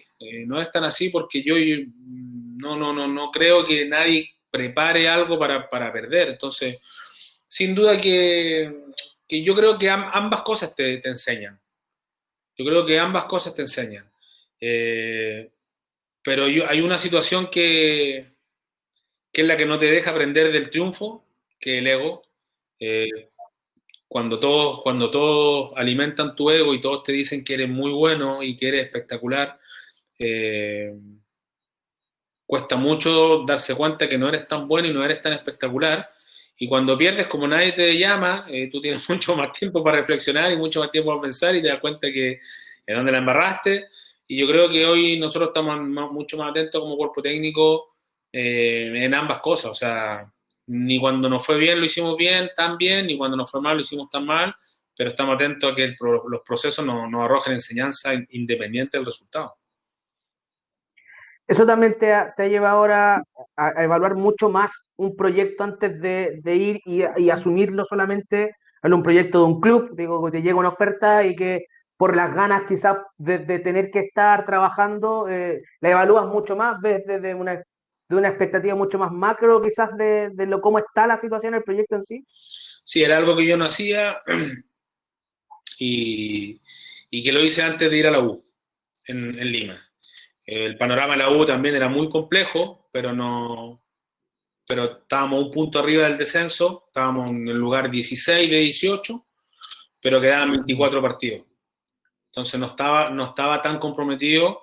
eh, y claro, si tú vas a la U, el primer objetivo de ir a un club universitario es salir campeón, es un club más grande de Perú. Pero como lo agarramos nosotros, nosotros terminamos octavos ese campeonato, lo agarramos 16º, tuvimos un punto clasificado a la Sudamericana y nos salvamos con 4 fechas de anticipación, totalmente quebrado. Logramos reposicionarlo, jugamos 7, 8 partidos con 50.000 personas, la gente se prendió. Hoy la UBA primera, hoy la UBA primera y claramente no va primero por mí, va primero porque tiene también un muy buen entrenador que es Comiso y que ya estuvo ahí, que ya salió campeón. Pero nosotros, yo tengo claro que ayudamos muchísimo a ordenar el club y a ordenar mucho de lo que se estaba haciendo mal. Entonces, en ese sentido, sí, nosotros hacemos cosas un poco distintas y sobre todo ya entiendo dónde son los lugares que tengo que ir y los que no tengo que ir. ¿Priorizas el buen fútbol, el trato de balón? ¿Cómo te podrías definir como entrenador, Nico? No, seguramente me gusta mucho enseñar el juego, las cosas que pasan, eso es la herencia de Marco Giampaolo. Me gusta generar superioridades. Entiendo que cada vez el fútbol está muy estudiado, es muy difícil que alguien improvise, entonces tienes que estudiar mucho, tienes que ser muy claro con los jugadores. Me gusta mucho que los jugadores entiendan lo que vamos a hacer. Me gusta ser cercano a los jugadores, pero no amigo de los jugadores. Eso es súper importante. Y trato de estar presente cuando ellos lo necesitan. Muchas veces los jugadores vienen de situaciones muy complejas familiares y no tienen con quién conversar, no tienen con quién apoyarse. Entonces, tratamos de ser lo más cercano, manteniendo la diferencia. Hay una cosa que no va conmigo, que si alguien me falta el respeto a mí o a alguien del cuerpo técnico. Eh, es el único motivo por el cual, por lo menos conmigo, se acaba la historia. Todas las demás situaciones se pueden resolver e incluso en barras que se manden también se pueden resolver. Pero trato de eso, futbolísticamente podría estar 10 horas hablando de cómo me gusta jugar y todo, pero más o menos eso. O sea, me gusta sobre todo tratar de tener control del partido y tratar de dominar yo el partido. ¿Eres te quedas contento, por ejemplo, bueno, entendiendo como el resultado, obviamente, que una victoria siempre deja feliz, pero te vas a quedar más siempre por cómo juegue tu equipo al resultado? ¿Feliz, contento después de un partido? Lo que pasa es que en Italia te enseñan el partido desde 4 dimensiones, ¿ok? Y yo creo que hay una quinta. La primera dimensión es cómo tú lo ves a ras de piso el partido, ¿ok? Que una dimensión distinta a lo que ve en general la gente. Esa es la primera dimensión que a ti es la que te enseñan. Después está la dimensión de las personas que lo ven desde la tribuna, que bueno, a mí me ha tocado estar expulsado 2 veces y cuando tú ves los partidos de arriba los ves más lentos, los ves más claros, sabes qué es lo que tienes que hacer con mucha más claridad y ese otro partido que tú no es el que está viviendo el técnico en la banca, es otro partido completamente distinto. Después está otro partido que es el que se ve en la televisión, que es otra cosa completamente, totalmente distinto a las dos anteriores. Eh, Después está el partido real, que es el que se juega, ¿ok? Que es el que se juega, que es el que se vive. Y después está el partido que a mi juicio uno muchas veces lo deja pasar por alto, pero son las sensaciones que se van los jugadores después del partido. Y en ese ítem es súper complejo porque tú esperas cosas que los jugadores muchas veces no las hacen o a veces incluso los jugadores mejoran lo que tú crees que va a pasar. Los jugadores tienen esa capacidad de mejorar tu táctica, tu visión del partido, tu estrategia, porque son mucho mejores que uno tiene que ir visualizando. Entonces, cuando yo me voy de un partido, yo me voy con una sensación que después que veo el partido ya es completamente distinta. Nunca es como crees y nunca juegas tan mal como crees cuando te vas de un partido. Y los jugadores también te aterrizan otras ideas que tú no las tienes porque son todos partidos distintos. Yo tengo un partido completamente distinto a todos. Lo veo de ahí abajo y no, mi percepción es muy compleja. Imagínate que el banderín del córner lo veo casi a 80, 90 metros y a ras de piso. No logro ver dónde están las posiciones, los perfiles, si estaba bien parado, si controló con la pierna que tenía que controlar o no. No tiene esa noción. Oye, mucha gente comentando, participando, siguiendo muy atento, votando también por las ciertas preguntas que le hemos ido haciendo a Nico en esta charla en Playmaker. Rodrigo, mira, te hace un comentario, un saludo, dice, siempre supimos que sería buen DT, tuvimos la oportunidad de enfrentarnos como cuerpo técnicos. Entiendo que es la Universidad Gabriela Mistral contra el Duoc. Tú partiste en el Duoc, ahí fue tu primera experiencia como técnico, ¿no, Nico? Sí, hola Rodrigo. Sí, la verdad que lo pasé espectacular. Fue un año y medio maravilloso para mí porque yo no quería trabajar en cadetes con niños, esa es la realidad.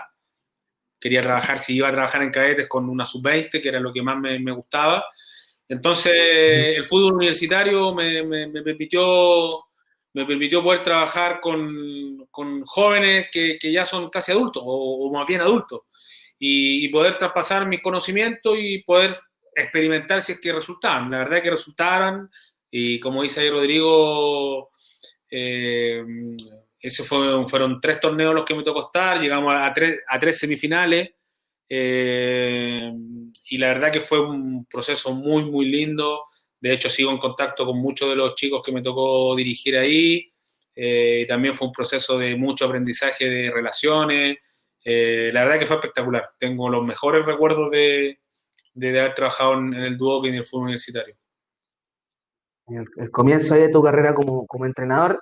Paul también hace otra pregunta, mucha gente que participa comenta, ¿cómo gestiona las derrotas en el grupo de tus jugadores cuando ya son consecutivas, cuando ya se van acumulando quizás muchas derrotas? ¿Cómo mantener la unión del grupo? ¿Qué mensaje entregarle al grupo que está recibiendo estos 2, 3, 4 partidos ya consecutivos de derrotas? Tiene que ver mucho con cómo perdiste. No solamente si perdiste. Si perdiste y no hiciste nada de lo trabajado, estás en serios problemas. Pero si perdiste 1-0 porque te hicieron, no sé, un gol de balón detenido y atacaste todo el partido y no la metiste adentro, son dos cosas completamente distintas. Ahora, lo que está claro, independiente de si 1, 2, 3 derrotas, nosotros los entrenadores tenemos que llegar con la sonrisa el día lunes, el día martes y somos los líderes que tenemos que levantar a todos, porque cuando se pierde, no solamente los jugadores están con cara larga, está el club, está la hinchada, está todo, entonces uno tiene que tener una fortaleza interna de poder levantar al resto de las personas, por eso hoy las no se puede limitar solamente a las capacidades técnicas o tácticas, tienen un montón de cosas de toma de decisiones. Por ejemplo, independiente de que mi hobby más grande que tengo es leer y me gusta mucho leer lo que sea, en esta pandemia me he dedicado también a ver muchas series que tienen que ver con estrategia y con gente que toma decisiones, porque uno increíblemente va aprendiendo mucho. Por ejemplo, la serie del presidente de Estados Unidos, de cómo ellos van vinculando situaciones, y increíble cómo uno va aprendiendo a la hora de poder gestionar a las... Vuelvo a repetir, siempre vamos a estar frente a personas que tienen problemas, por ejemplo, acá hay un ejemplo muy claro. A mí no me gustaba jugar tenis fútbol. Nunca me gustaba jugar tenis fútbol. Me encuentro aburrido. Ya. Y cuando, después de ya dos clubes de selección, todo, hemos entendido que las personas más importantes del club son las personas que trabajan en el club. Los jugadores son importantes, pero tú vas a tener una relación por defecto con los jugadores, porque los ves todos los días y porque tratas con ellos. Entonces, para nosotros las personas más importantes de los clubes son utileros, cancheros. Entonces, cuando llegamos a la U, nos dimos cuenta que el utilero, ya 20 años, moría por jugar tenis fútbol. Moría por jugar tenis fútbol. Entonces, como a mí no me gustaba, Seba Miranda, que me ayudó antes, todos los días iban a marcar la cancha. Ellos jugaban 20 minutos, 10 minutos. Entonces, un día me dice Seba, bueno, se muere por jugar contigo. Ya le digo, juguemos. Entonces, empecé a jugar con él. Y empecé a entrar a una dinámica que no me había pasado nunca. Si bien me he llevado espectacular con toda la gente de los clubes, de verdad lo digo, tenía el privilegio de llevarme muy bien con toda la gente de los clubes. La verdad es que encontré otra dimensión de relaciones interpersonales con la gente de los clubes. Y de verdad, claro, también entiendes que cuando uno pierde, tú como jefe o como líder, le arruinan la semana no solamente a los jugadores, la tuya, le arruinan la semana a todo el club. El club entra en un estado de crisis, un club como la U, que es un club que tiene 11 millones de hinchas. Claro, él tiene amigos, es hincha de la U, y entonces, bueno, la primera persona que yo me preocupaba, ganara o perdiera, llegar el día martes, era de los utileros. Y los utileros, y la verdad que me cambiaban el día. Profe, no se preocupe, profe, espectacular. Entonces,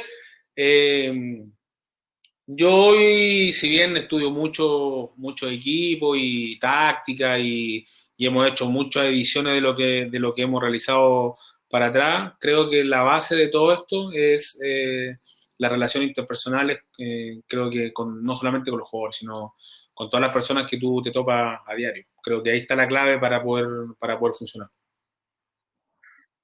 Interesantísimo me parece, porque creo que eso además se puede aplicar no solamente en el fútbol ni en el manejo de un camarín.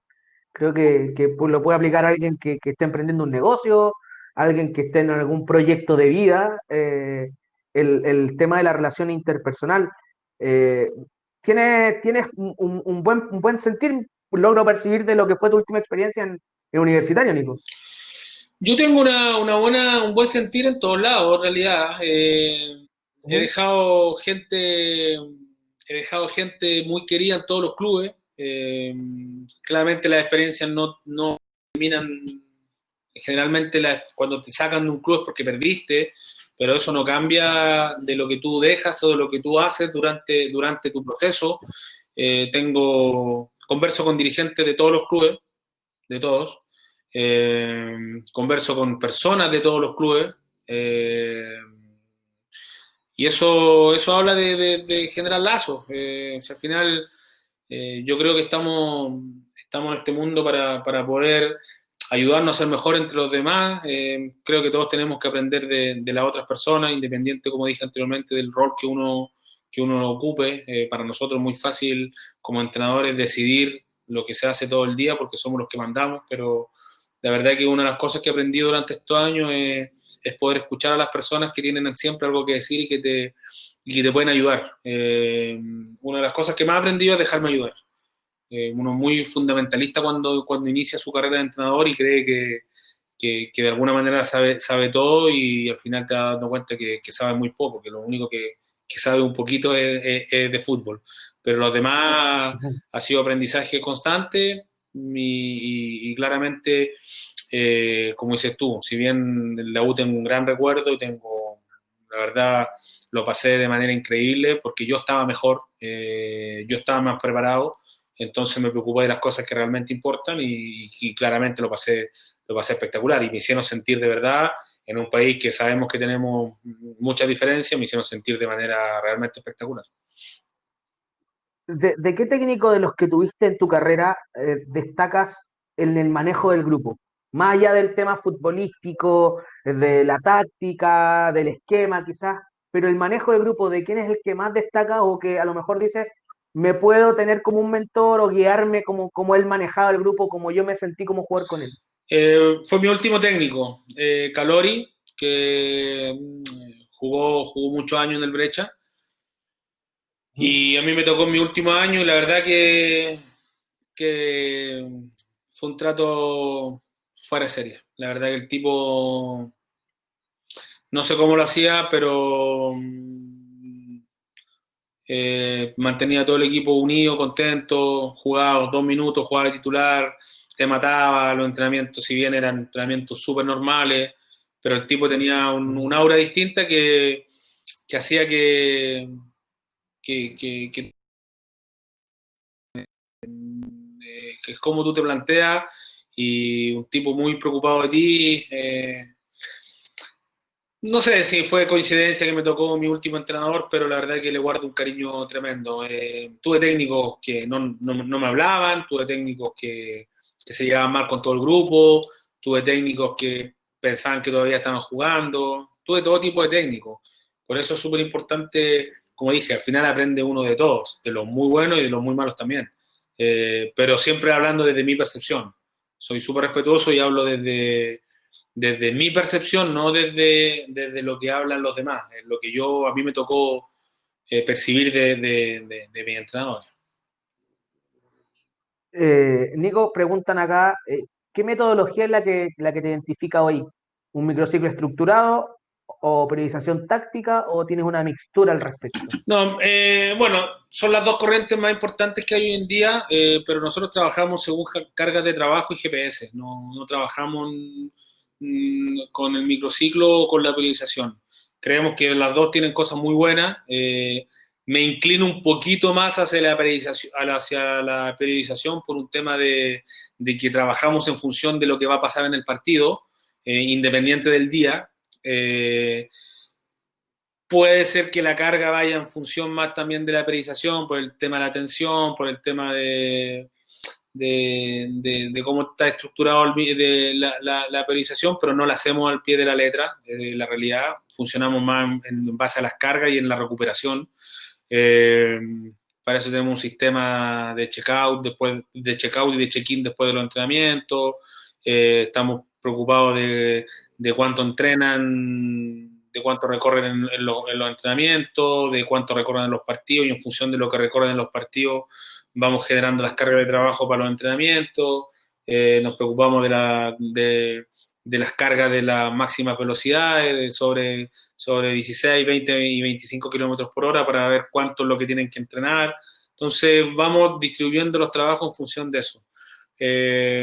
Lo que sí hacemos es que todos los trabajos van en función al partido siguiente. No sé si quedó claro. Ah, bueno, Rodrigo puede ahí sumar más preguntas, todos pueden ir sumando más preguntas al chat. Nico, ¿qué equipo te gusta como juega ahora en Chile, en el torneo local? Creo que los dos equipos que están mejor jugando en este momento son la Católica y Unión Española. Creo que son amigos. ¿Por qué? ¿Qué es lo que te gusta de ellos? Porque tienen muy buen trato de balón, tienen o sea, tienen patrones de juego muy claros, la forma tiene una buena estructura, tienen buena densidad de ataque, reciben poco ataque. pierden pocos balones, tienen porcentaje alto de efectividad de pase, hay un montón de cosas que hacen que sobresalgan en este momento. Con respecto a lo que tú has tenido como experiencia, lo que has visto, ¿qué técnicos te gustan a ti? Más allá si has compartido o no con ellos, pero ¿cuáles son los que te gustan a nivel mundial, digo, de los que te inspiras o te gusta ver? No, en realidad veo de todo. O sea, es que esto es súper, eh, es un trabajo muy complejo. Mira, yo el Ajá. 2018, antes de ir a la U, fui a Europa y estuve una semana viendo al Betis. Y, y la verdad quedamos fascinados con Quique Setién, conversamos con él, con Seba Miranda, y tuvimos una charla larga con él, vimos los entrenamientos, y vimos el clásico Betis-Sevilla. La verdad que fue espectacular. Y bueno, después lo ve en el Barcelona y no le resulta. Y yo Claro. no puedo dejar de decir que para mí es un técnico espectacular. Pero claro, hoy Quique Setién está condicionado porque no le fue bien en el Barcelona y porque tuvo una de las goleadas más grandes de la historia contra Barcelona. Pero yo no puedo desconocer que es un gran entrenador. Entonces, yo siento que hoy admirar a uno solo te priva de aprender y de estar atento a cosas que hacen otros entrenadores muy buenos. O sea, te pueden gustar un poquito más o no, pero para dirigir en esos niveles y para dirigir hoy en el fútbol de primera división con las presiones que hay, con todo lo que significa lo de las redes sociales y de la exposición mediática que cualquier entrenador puede tener, son tipos muy preparados. Mira, voy a contar una historia. Fuimos en ese mismo viaje, fuimos a Roma, estuvimos con Simone Inzaghi, que yo lo conocía de allá y todo, y también, mismo 3 días, conversando, y el día que preparaba el entrenamiento de final, que era el que preparaba cómo iba a presionar, jugaba con el Atalanta, que el Atalanta estaba volando en ese momento. Ujú.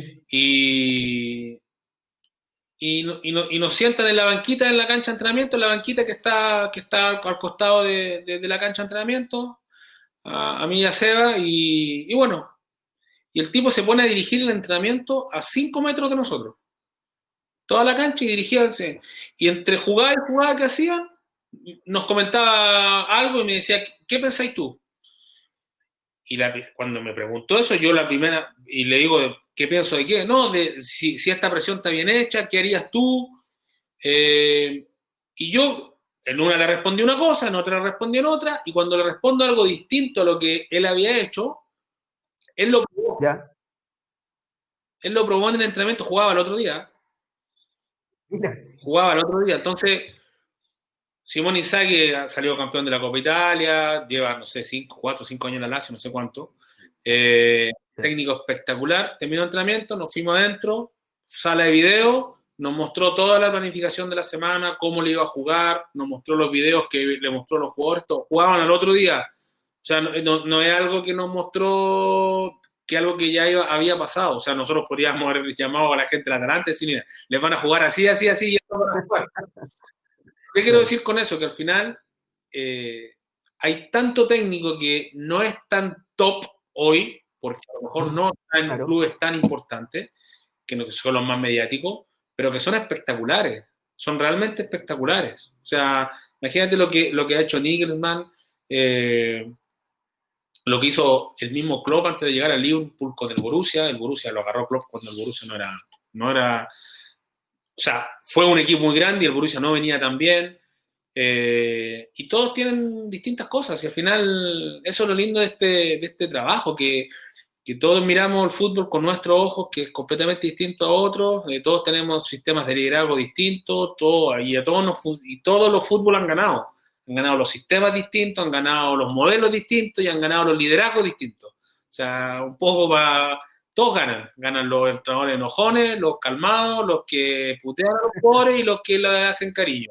Gana el 3-5-2, el 4-3-3, el 4-4-2 y el 4-3-1-2 con rombo. Y ganan los de contraataque, los de ataque directo y los de posesión de balón. Ganan todos.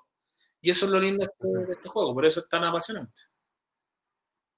Oye, Nico, yo quiero ir como conociendo un poquito también, hay algunas como frases marcadas en el fútbol. ¿Es tan cierto eso como de equipo que gana repite No, para los no, técnicos? no, No. no sé. Pues no, no, no. Por lo menos para mí no. Para menos. Lo evalúas en vista de lo que viene el equipo, por ejemplo, el que va a enfrentar, quizás. No, no, o sea, lo primero que hacemos nosotros el primer día de la semana es un estudio del rival. Entonces, en función de eso, vemos qué es lo que vamos a hacer y cómo lo vamos a plantear y a lo mejor qué jugadores va a necesitar. Eh, pero no, no, no, no, no. En realidad nunca, en realidad no sé si he dicho o alguien de mi staff ha dicho esa frase alguna vez, equipo que gana repite. No, no, no sé. No, no, no, no, no. Oye, y lo otro, ¿cómo es convivir ahora con las redes sociales en los jugadores? Algo que en tu época como jugador no existían, pero sí existen ahora en tu época como entrenador. Yo creo que los clubes deberían, o no sé si lo están haciendo, desconozco, orientar mejor a los jugadores y hacer clases de redes sociales porque es algo que ya está. Es algo que está y que convivimos con ello y que si se utilizan bien pueden ser una buena plataforma de imagen, pero si se utilizan mal pueden dejar embarradas muy grandes. Entonces, yo siento que es solamente un tema de educar al futbolista respecto a lo que para qué sirven las redes sociales. No, no, no, no, no, no, Ujú. no, no veo tanto drama respecto al tema. Perfecto. Voy a invitar a la gente que esté todavía y que ha estado muy pendiente de la charla, si quieren ingresar con cámara y micrófono, que escriban y ya los muchachos de Playmaker lo van a sumar para preguntarle a Nico. Yo mientras lo voy a llevar un poquito a lo que es su carrera como futbolista, una pregunta que está acá, que tuvo muchas votaciones, es cómo fue tu regreso a la selección y ese partido en Montpellier contra Francia cuando anotaste un golazo. La verdad es que hay una parte de la historia que no sé si nos la han contado o no. A mí Claudio me llama para ¿Ya? la Copa América del 2011 y yo estaba a punto, estaba jugando con el dedo gordo fracturado en Italia. Llevaba como un mes con el dedo fracturado, pero me infiltraba y la verdad que ya la fisura se había achicado bastante, me dolía a veces no, pero sabía que me tenía que operar. Entonces Claudio me llama y me dice, te voy a llamar dentro de los 30 para la Copa América. Entonces yo le digo, Claudio, mira, no, no te quiero poner presión, pero si voy a estar dentro de los 30 y piensas no llevarme a la Copa América, yo prefiero que me lo digas hoy porque yo me tengo que operar. Entonces, tampoco quiero ser una carga para ti, comprometerte a que solamente por el tema de la operación me tengas que llevar, porque yo tampoco estoy al 100%. Esa es la realidad. Claro. Y yo nunca había jugado nunca jugué una Copa América en realidad. Entonces me dijo, está entre tú y otro jugador. Yo le dije, Claudio, no estoy en condiciones de pelearse a nadie. Tengo un dedo fracturado y estoy jugando infiltrado. De hecho, me operé antes de la Copa América. De hecho, me operé antes de la Copa América y bueno, y después de eso me, me nominó y yo todavía ni siquiera había jugado un partido de campeonato, porque fue antes del campeonato. O sea, fue mi primer partido después de la operación, ese partido en Francia. Y fue lindo, Ya. fue la verdad que un partido muy, muy lindo y un privilegio jugar con esta generación, de verdad, de muchachos de otro nivel, realmente de otro nivel. ¿Te quedó quizá esa espinita de la selección un poco más? ¿O no? Sí, pero ya está, o sea, no, no, no, que mirar hacia adelante, o sea, me hubiese encantado haber jugado más partidos por la selección, no sé si tenía tanto nivel como para estar más, no sé por quién podría haber estado, sinceramente, yo creo que las cosas se van decantando de manera normal, en la selección, en las posiciones que estaba yo, que estaban en ese momento cuando yo jugaba, había muy buenos jugadores y la verdad que no es que fue una injusticia tampoco, no, no lo veo así. Ajá. Nico, uno de los conceptos que entrega siempre Playmaker es que hay un club, pero detrás de un club siempre hay una familia, hay una identidad. ¿Qué club a ti te marcó en ese sentido? ¿Con quién creaste tú también una identidad como jugador? Que tú dices, te sientes identificado con ese club en los cuales tú jugaste. Bueno, me he identificado distintamente porque obviamente Colo-Colo por un tema de que estuve mucho tiempo ahí y desde chiquitito, o sea, yo llegué a los 12 años y me fui a los 21, o sea, tuve 10 años de mi vida ahí yendo todos los días al Monumental y es inevitable. Pero por ejemplo en Italia, en Brescia estuve casi 4 años y también me trataron de manera fantástica en mi club de referencia hoy cuando vuelvo a Italia, converso cada 3 días con no sé, los gerentes que son exjugadores que hoy están, mis amigos, mis excompañeros que hoy día son entrenadores de cadete. Eh, y bueno, y a nivel de entrenador, creo que lo de Palestino fue muy lindo porque Palestino es un mundo aparte. Claramente ellos tienen una lucha social respecto a lo que les pasa a ellos en su país. Y son muy unidos, es una colonia muy pintoresca, la verdad que lo pasé también muy bien con ellos, de hecho fuimos a Palestina, hicimos un viaje a Palestina después del segundo campeonato, tuvimos 7 días y claramente uno se encariña con ese tipo de situaciones. Sí, son hechos y clubes que te tocó también que tienen mucha identidad, que se representan mucho también un poco más allá de solamente lo que es el fútbol. Así que es algo bien social con el hincha también, ¿no? La relación ahí muy cercana con en eso, bueno, en el caso de Palestino sobre todo. Sí, sí, no, y los viajes que nos tocó por la Copa, que iban 50, 60 hinchas, de verdad que bueno, no puedo contar mucho los viajes, pero la verdad que eran muy. Se, se- Se me quedó una en el tintero de ese recuerdo de Palestino, volver al hotel después de haber eliminado a Flamengo. ¿Cómo fue tu conversación con la almohada quizá o ya con la conversa ahí con tu cuerpo técnico después de la tarea realizada? No, nosotros, bueno, comimos, yo creo que me tomé una cerveza, sinceramente, y después acostarme, responder los muchos mensajes que te llegan cuando ganas, responder algunos, Ajá. y acostarse, porque el otro día tuvimos que volver, y imagínate que nosotros como un jueves, volvimos el viernes, y el sábado nos fuimos a Iquique. Así que, o sea, el tiempo, otra cosa que de las cosas que he aprendido rápido, que tiene que ver con unas preguntas que hicieron, a ver, que creo que fue Paul, de cómo el tema de las derrotas. Uno tiene muy poco tiempo para disfrutar la victoria, ¿ok?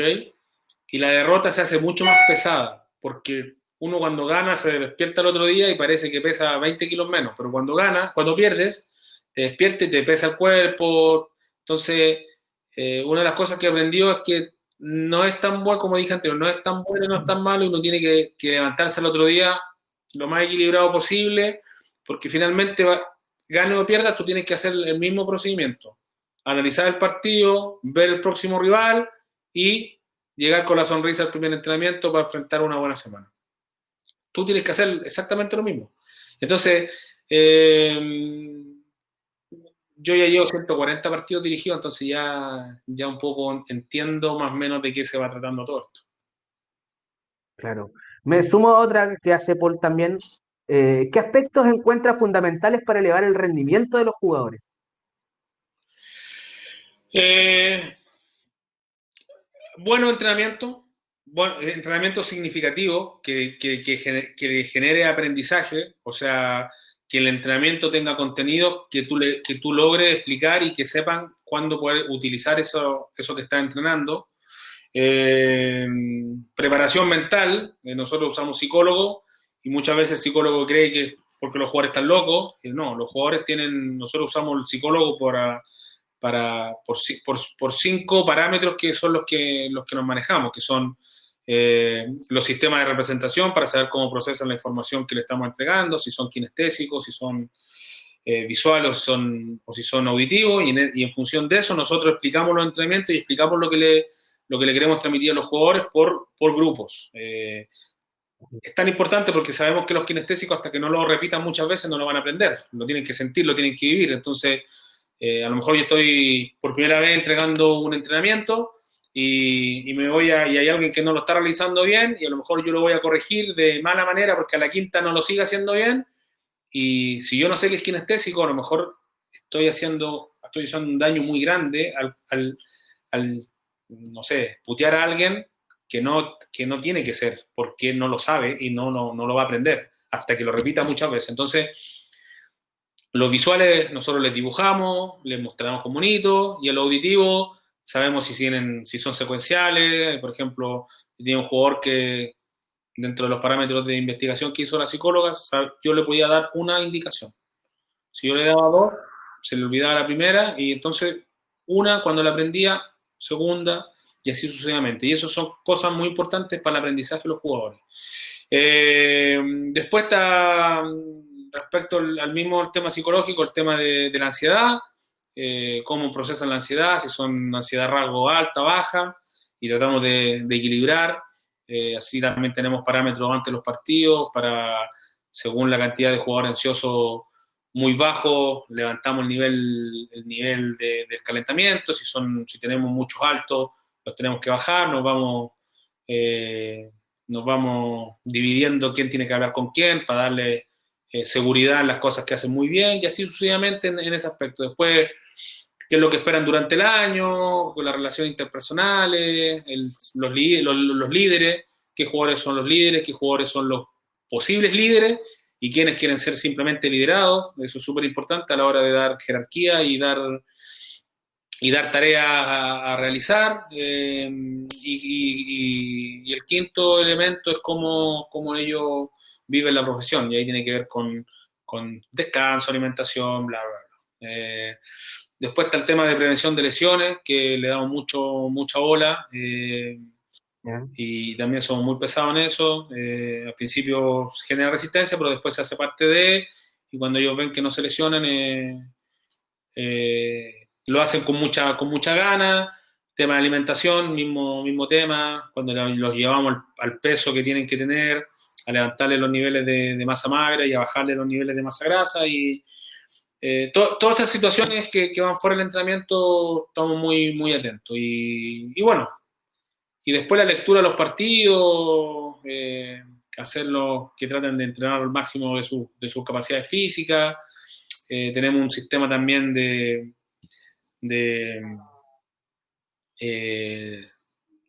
que catalogamos los jugadores por posición, con distinto ítem según la posición, y les damos un puntaje. Respecto a ese puntaje, lo discutimos con ellos y vemos cuáles son las cosas que tienen que mejorar. Por ejemplo, si un lateral tira 10 centros por partido y tira 7 malos y 3 buenos, claramente un lateral que tiene que mejorar los centros. Y 2 veces por semana tenemos trabajos individuales donde no sé, los centrales están haciendo conducción o cambios de juego, o otros le están pegando con la pierna menos hábil. Los mediocampistas quizás están dando pelotas filtradas o controles.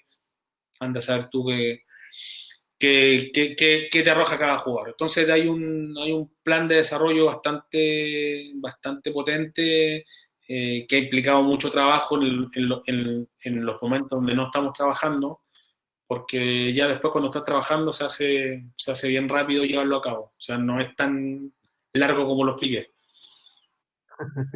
Ya vamos a entrar en los minutos finales, agradeciendo esta muy buena conversa, charla. De verdad se me ha pasado volando la hora. Tengo un par de preguntas antes de ya hacer los agradecimientos finales, Nico. ¿Qué se dice en esos 15 minutos de entretiempo? ¿Qué ideas llevas? Porque por lo que está pasando en el primer tiempo, ¿cómo se canaliza quizás todas esas complicaciones, o quizás en un momento son felicitaciones en esos 15 minutos de entretiempo, o quizás solamente lo llevas a dar ánimo y ya está, y lo que viene ya se trabajó en la semana?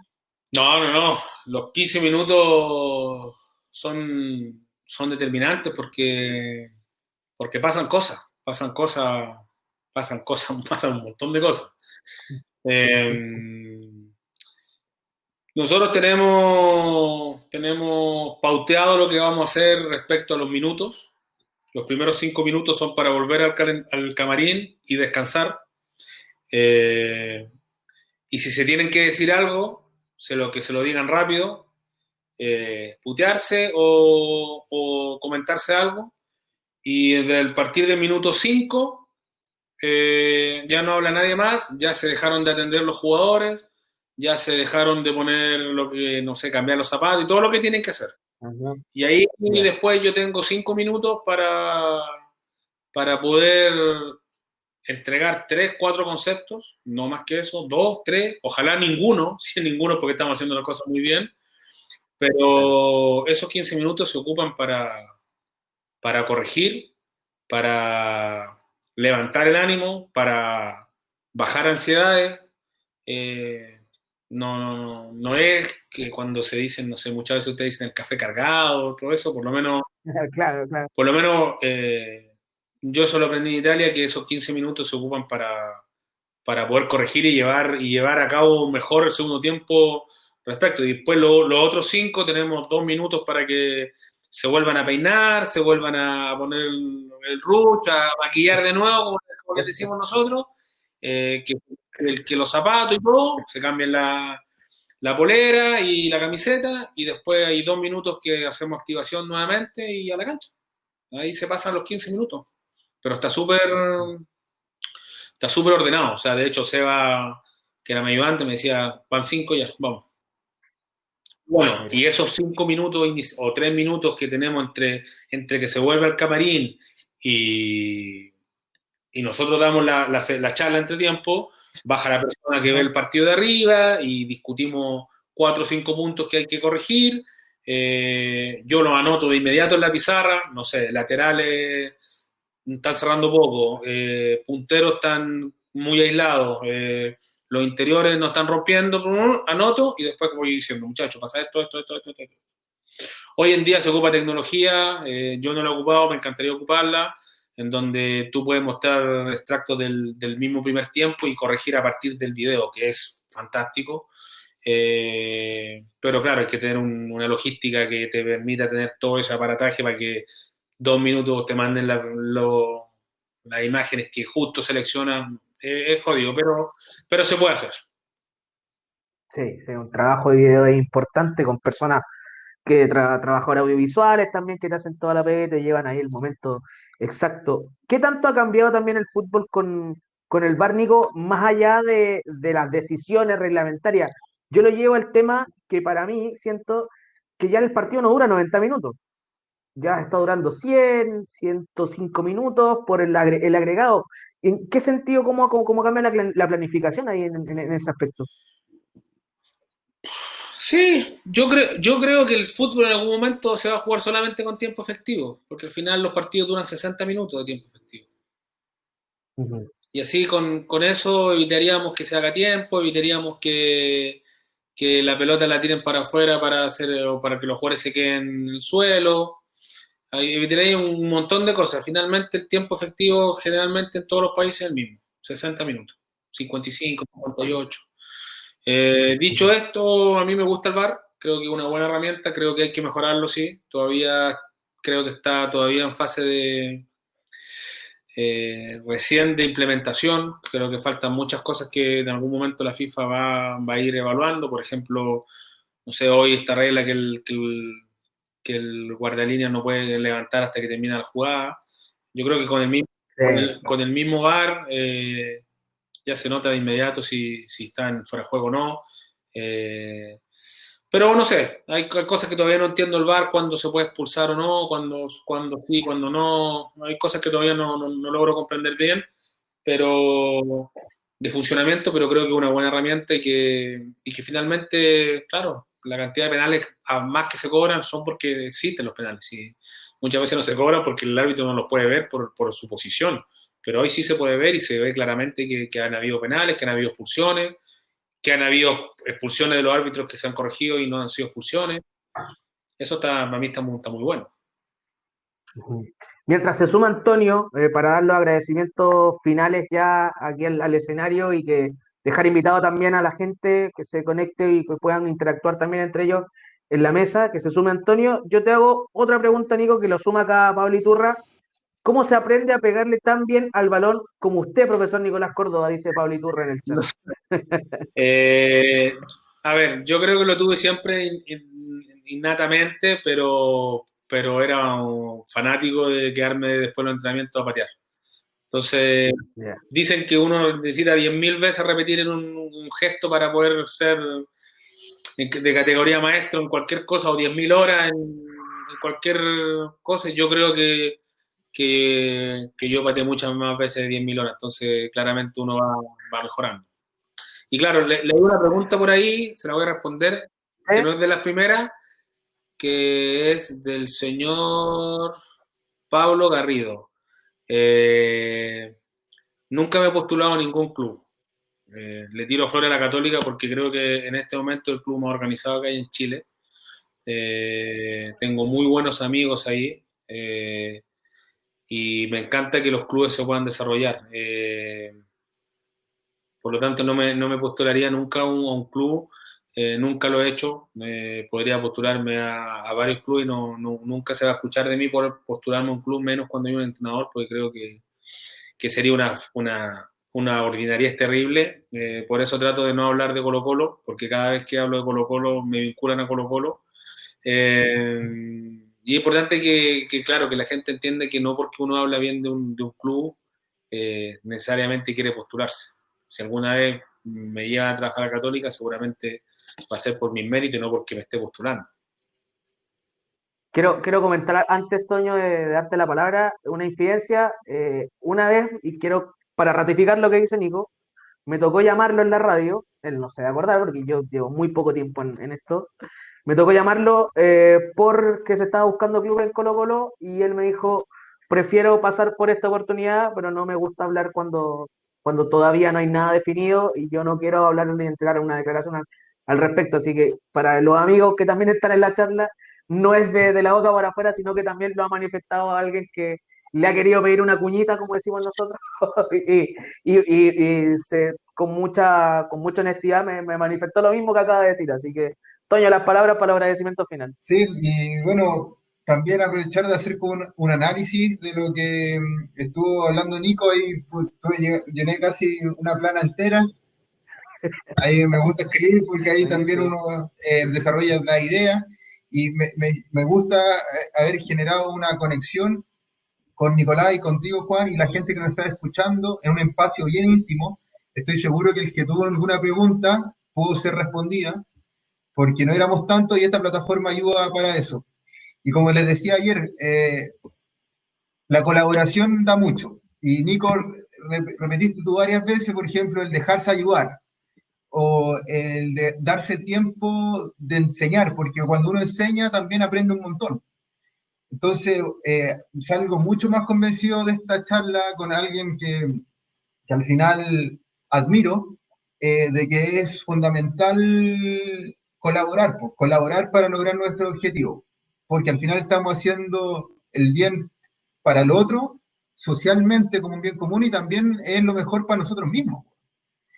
Y, y también, bueno, yo también me reconozco como un lector, me gusta leer mucho, y también sacar cositas del fútbol y de los grandes líderes que tiene el fútbol. Al final, estar a cargo de un ser director técnico, es mucha pega, y un ejemplo de liderazgo muy neto. Y yo tengo, bueno, tres libros que marcaron mucho, que uno es Jorge Valdano, que habla de los poderes del líder, que lo leí cuando comenzaba esta carrera como emprendedor. Me lo regaló uno de mis socios, incluso José Ignacio. Este de Carleto Ancelotti, y también por allá tengo los dos tomos de Marcelo Gallardo. ¿Y por qué hago referencia a este libro y de algo relacionar un poco lo que dijo Nico, que es el tema de los detalles? Que al final, por ejemplo, Ancelotti, cuando pasa del Milan al PSG, se da cuenta que no había un comedor al nivel de un equipo de primera línea. Y una de las primeras inversiones que pide es tener un restaurante donde los jugadores puedan llegar a desayunar todo, donde puedan para almorzar todos juntos y después puedan cenar. Yo lo encuentro que al final es un detalle. O en el libro de Gallardo, que Diego Borinsky le hace una persecución así muy cercana, que sería muy bonito que algún periodista lo pudiera hacer con algún DT chileno alguna vez acá en Chile. Puta, muestra Lo estoy un anotando. montón de detalles que Gallardo hace y que, por ejemplo, que su oficina esté mirando hacia la cancha. O que lo que decía mismo Nicolás, que estar viviendo el entrenamiento a 100 por hora. O también, yo lo veo harto en la empresa y lo hablamos harto con los socios, que cada uno haga su trabajo. Y eso es la especialización. Y así cada uno va a poder hacerlo mejor y rendir al máximo. Y también, puta, me quedo con el capturar el alma. También lo anoté ahí, que hablaba de la psicóloga. ¿Cómo se llama la psicóloga, Nicolás? Verónica Latuf. Verónica Latuz. Buena, al final, cómo impregnarse de nuestros colaboradores, de lo que sienten, de lo que quieren, para al final influir tanto en su vida, pues, y al final también ayudarlo a que cumplan sus sueños. Así que estoy muy, muy feliz, Nicolás, estoy muy feliz, Juan, y también gracias a todas las personas, tanto, bueno, hasta Coco de Playmaker, está Ángel, está Franz, y también a varios días hartos entrenadores, Ítalo Traverso, que está trabajando en Palestino, Rodrigo Díaz, que compartió estuvo de rival en la Universidad Gabriel Mistral con el profesor Juan Pablo. Eh, También muy estudioso, y ahí me acordaba, aprender de todo. Al final estuve en tercera división, tuve el ascenso con Colina hacia segunda, yo no tuve la posibilidad de conocerlo, súper estudioso, aprendí harto también los pocos tiempos que tuve para conversar con él. Hernán Friti, un entrenador que está ahí también estudiante de INAF, entonces se armó algo muy choro, y muchas gracias Nicolás, muchas gracias Juan, y también, bueno, de verdad, muchas gracias, estoy muy feliz, así que estamos en contacto. Nico, la instancia para despedirte también y no olvidar la gente que se puede quedar en las mesas a conversar un rato, a comentar también entre ustedes lo que fue esta charla. Nico. Bueno, no, agradecerle a ustedes por la invitación. La verdad que gracias a todos por las preguntas. Traté de ser lo más transparente y honesto posible. Así que nada, ojalá se hayan llevado algo. La verdad que me sentí muy cómodo y espero que se repita en una próxima ocasión. Así que muchas gracias. Buenísimo. Muchas gracias a todos. Le mandan éxito ahí Pablo Iturra también a Nico. Muchas gracias, Nico. Te mando un abrazo. Gracias por tu calidad, por tu cordialidad, tu sinceridad también y de poder compartir con este gran grupo la gente de Playmaker. Que estén muy bien, cuídense y nos volvemos a encontrar después ya en otra charla de Clubes Pro. Chao, que Chao. estén bien. Chao, gracias.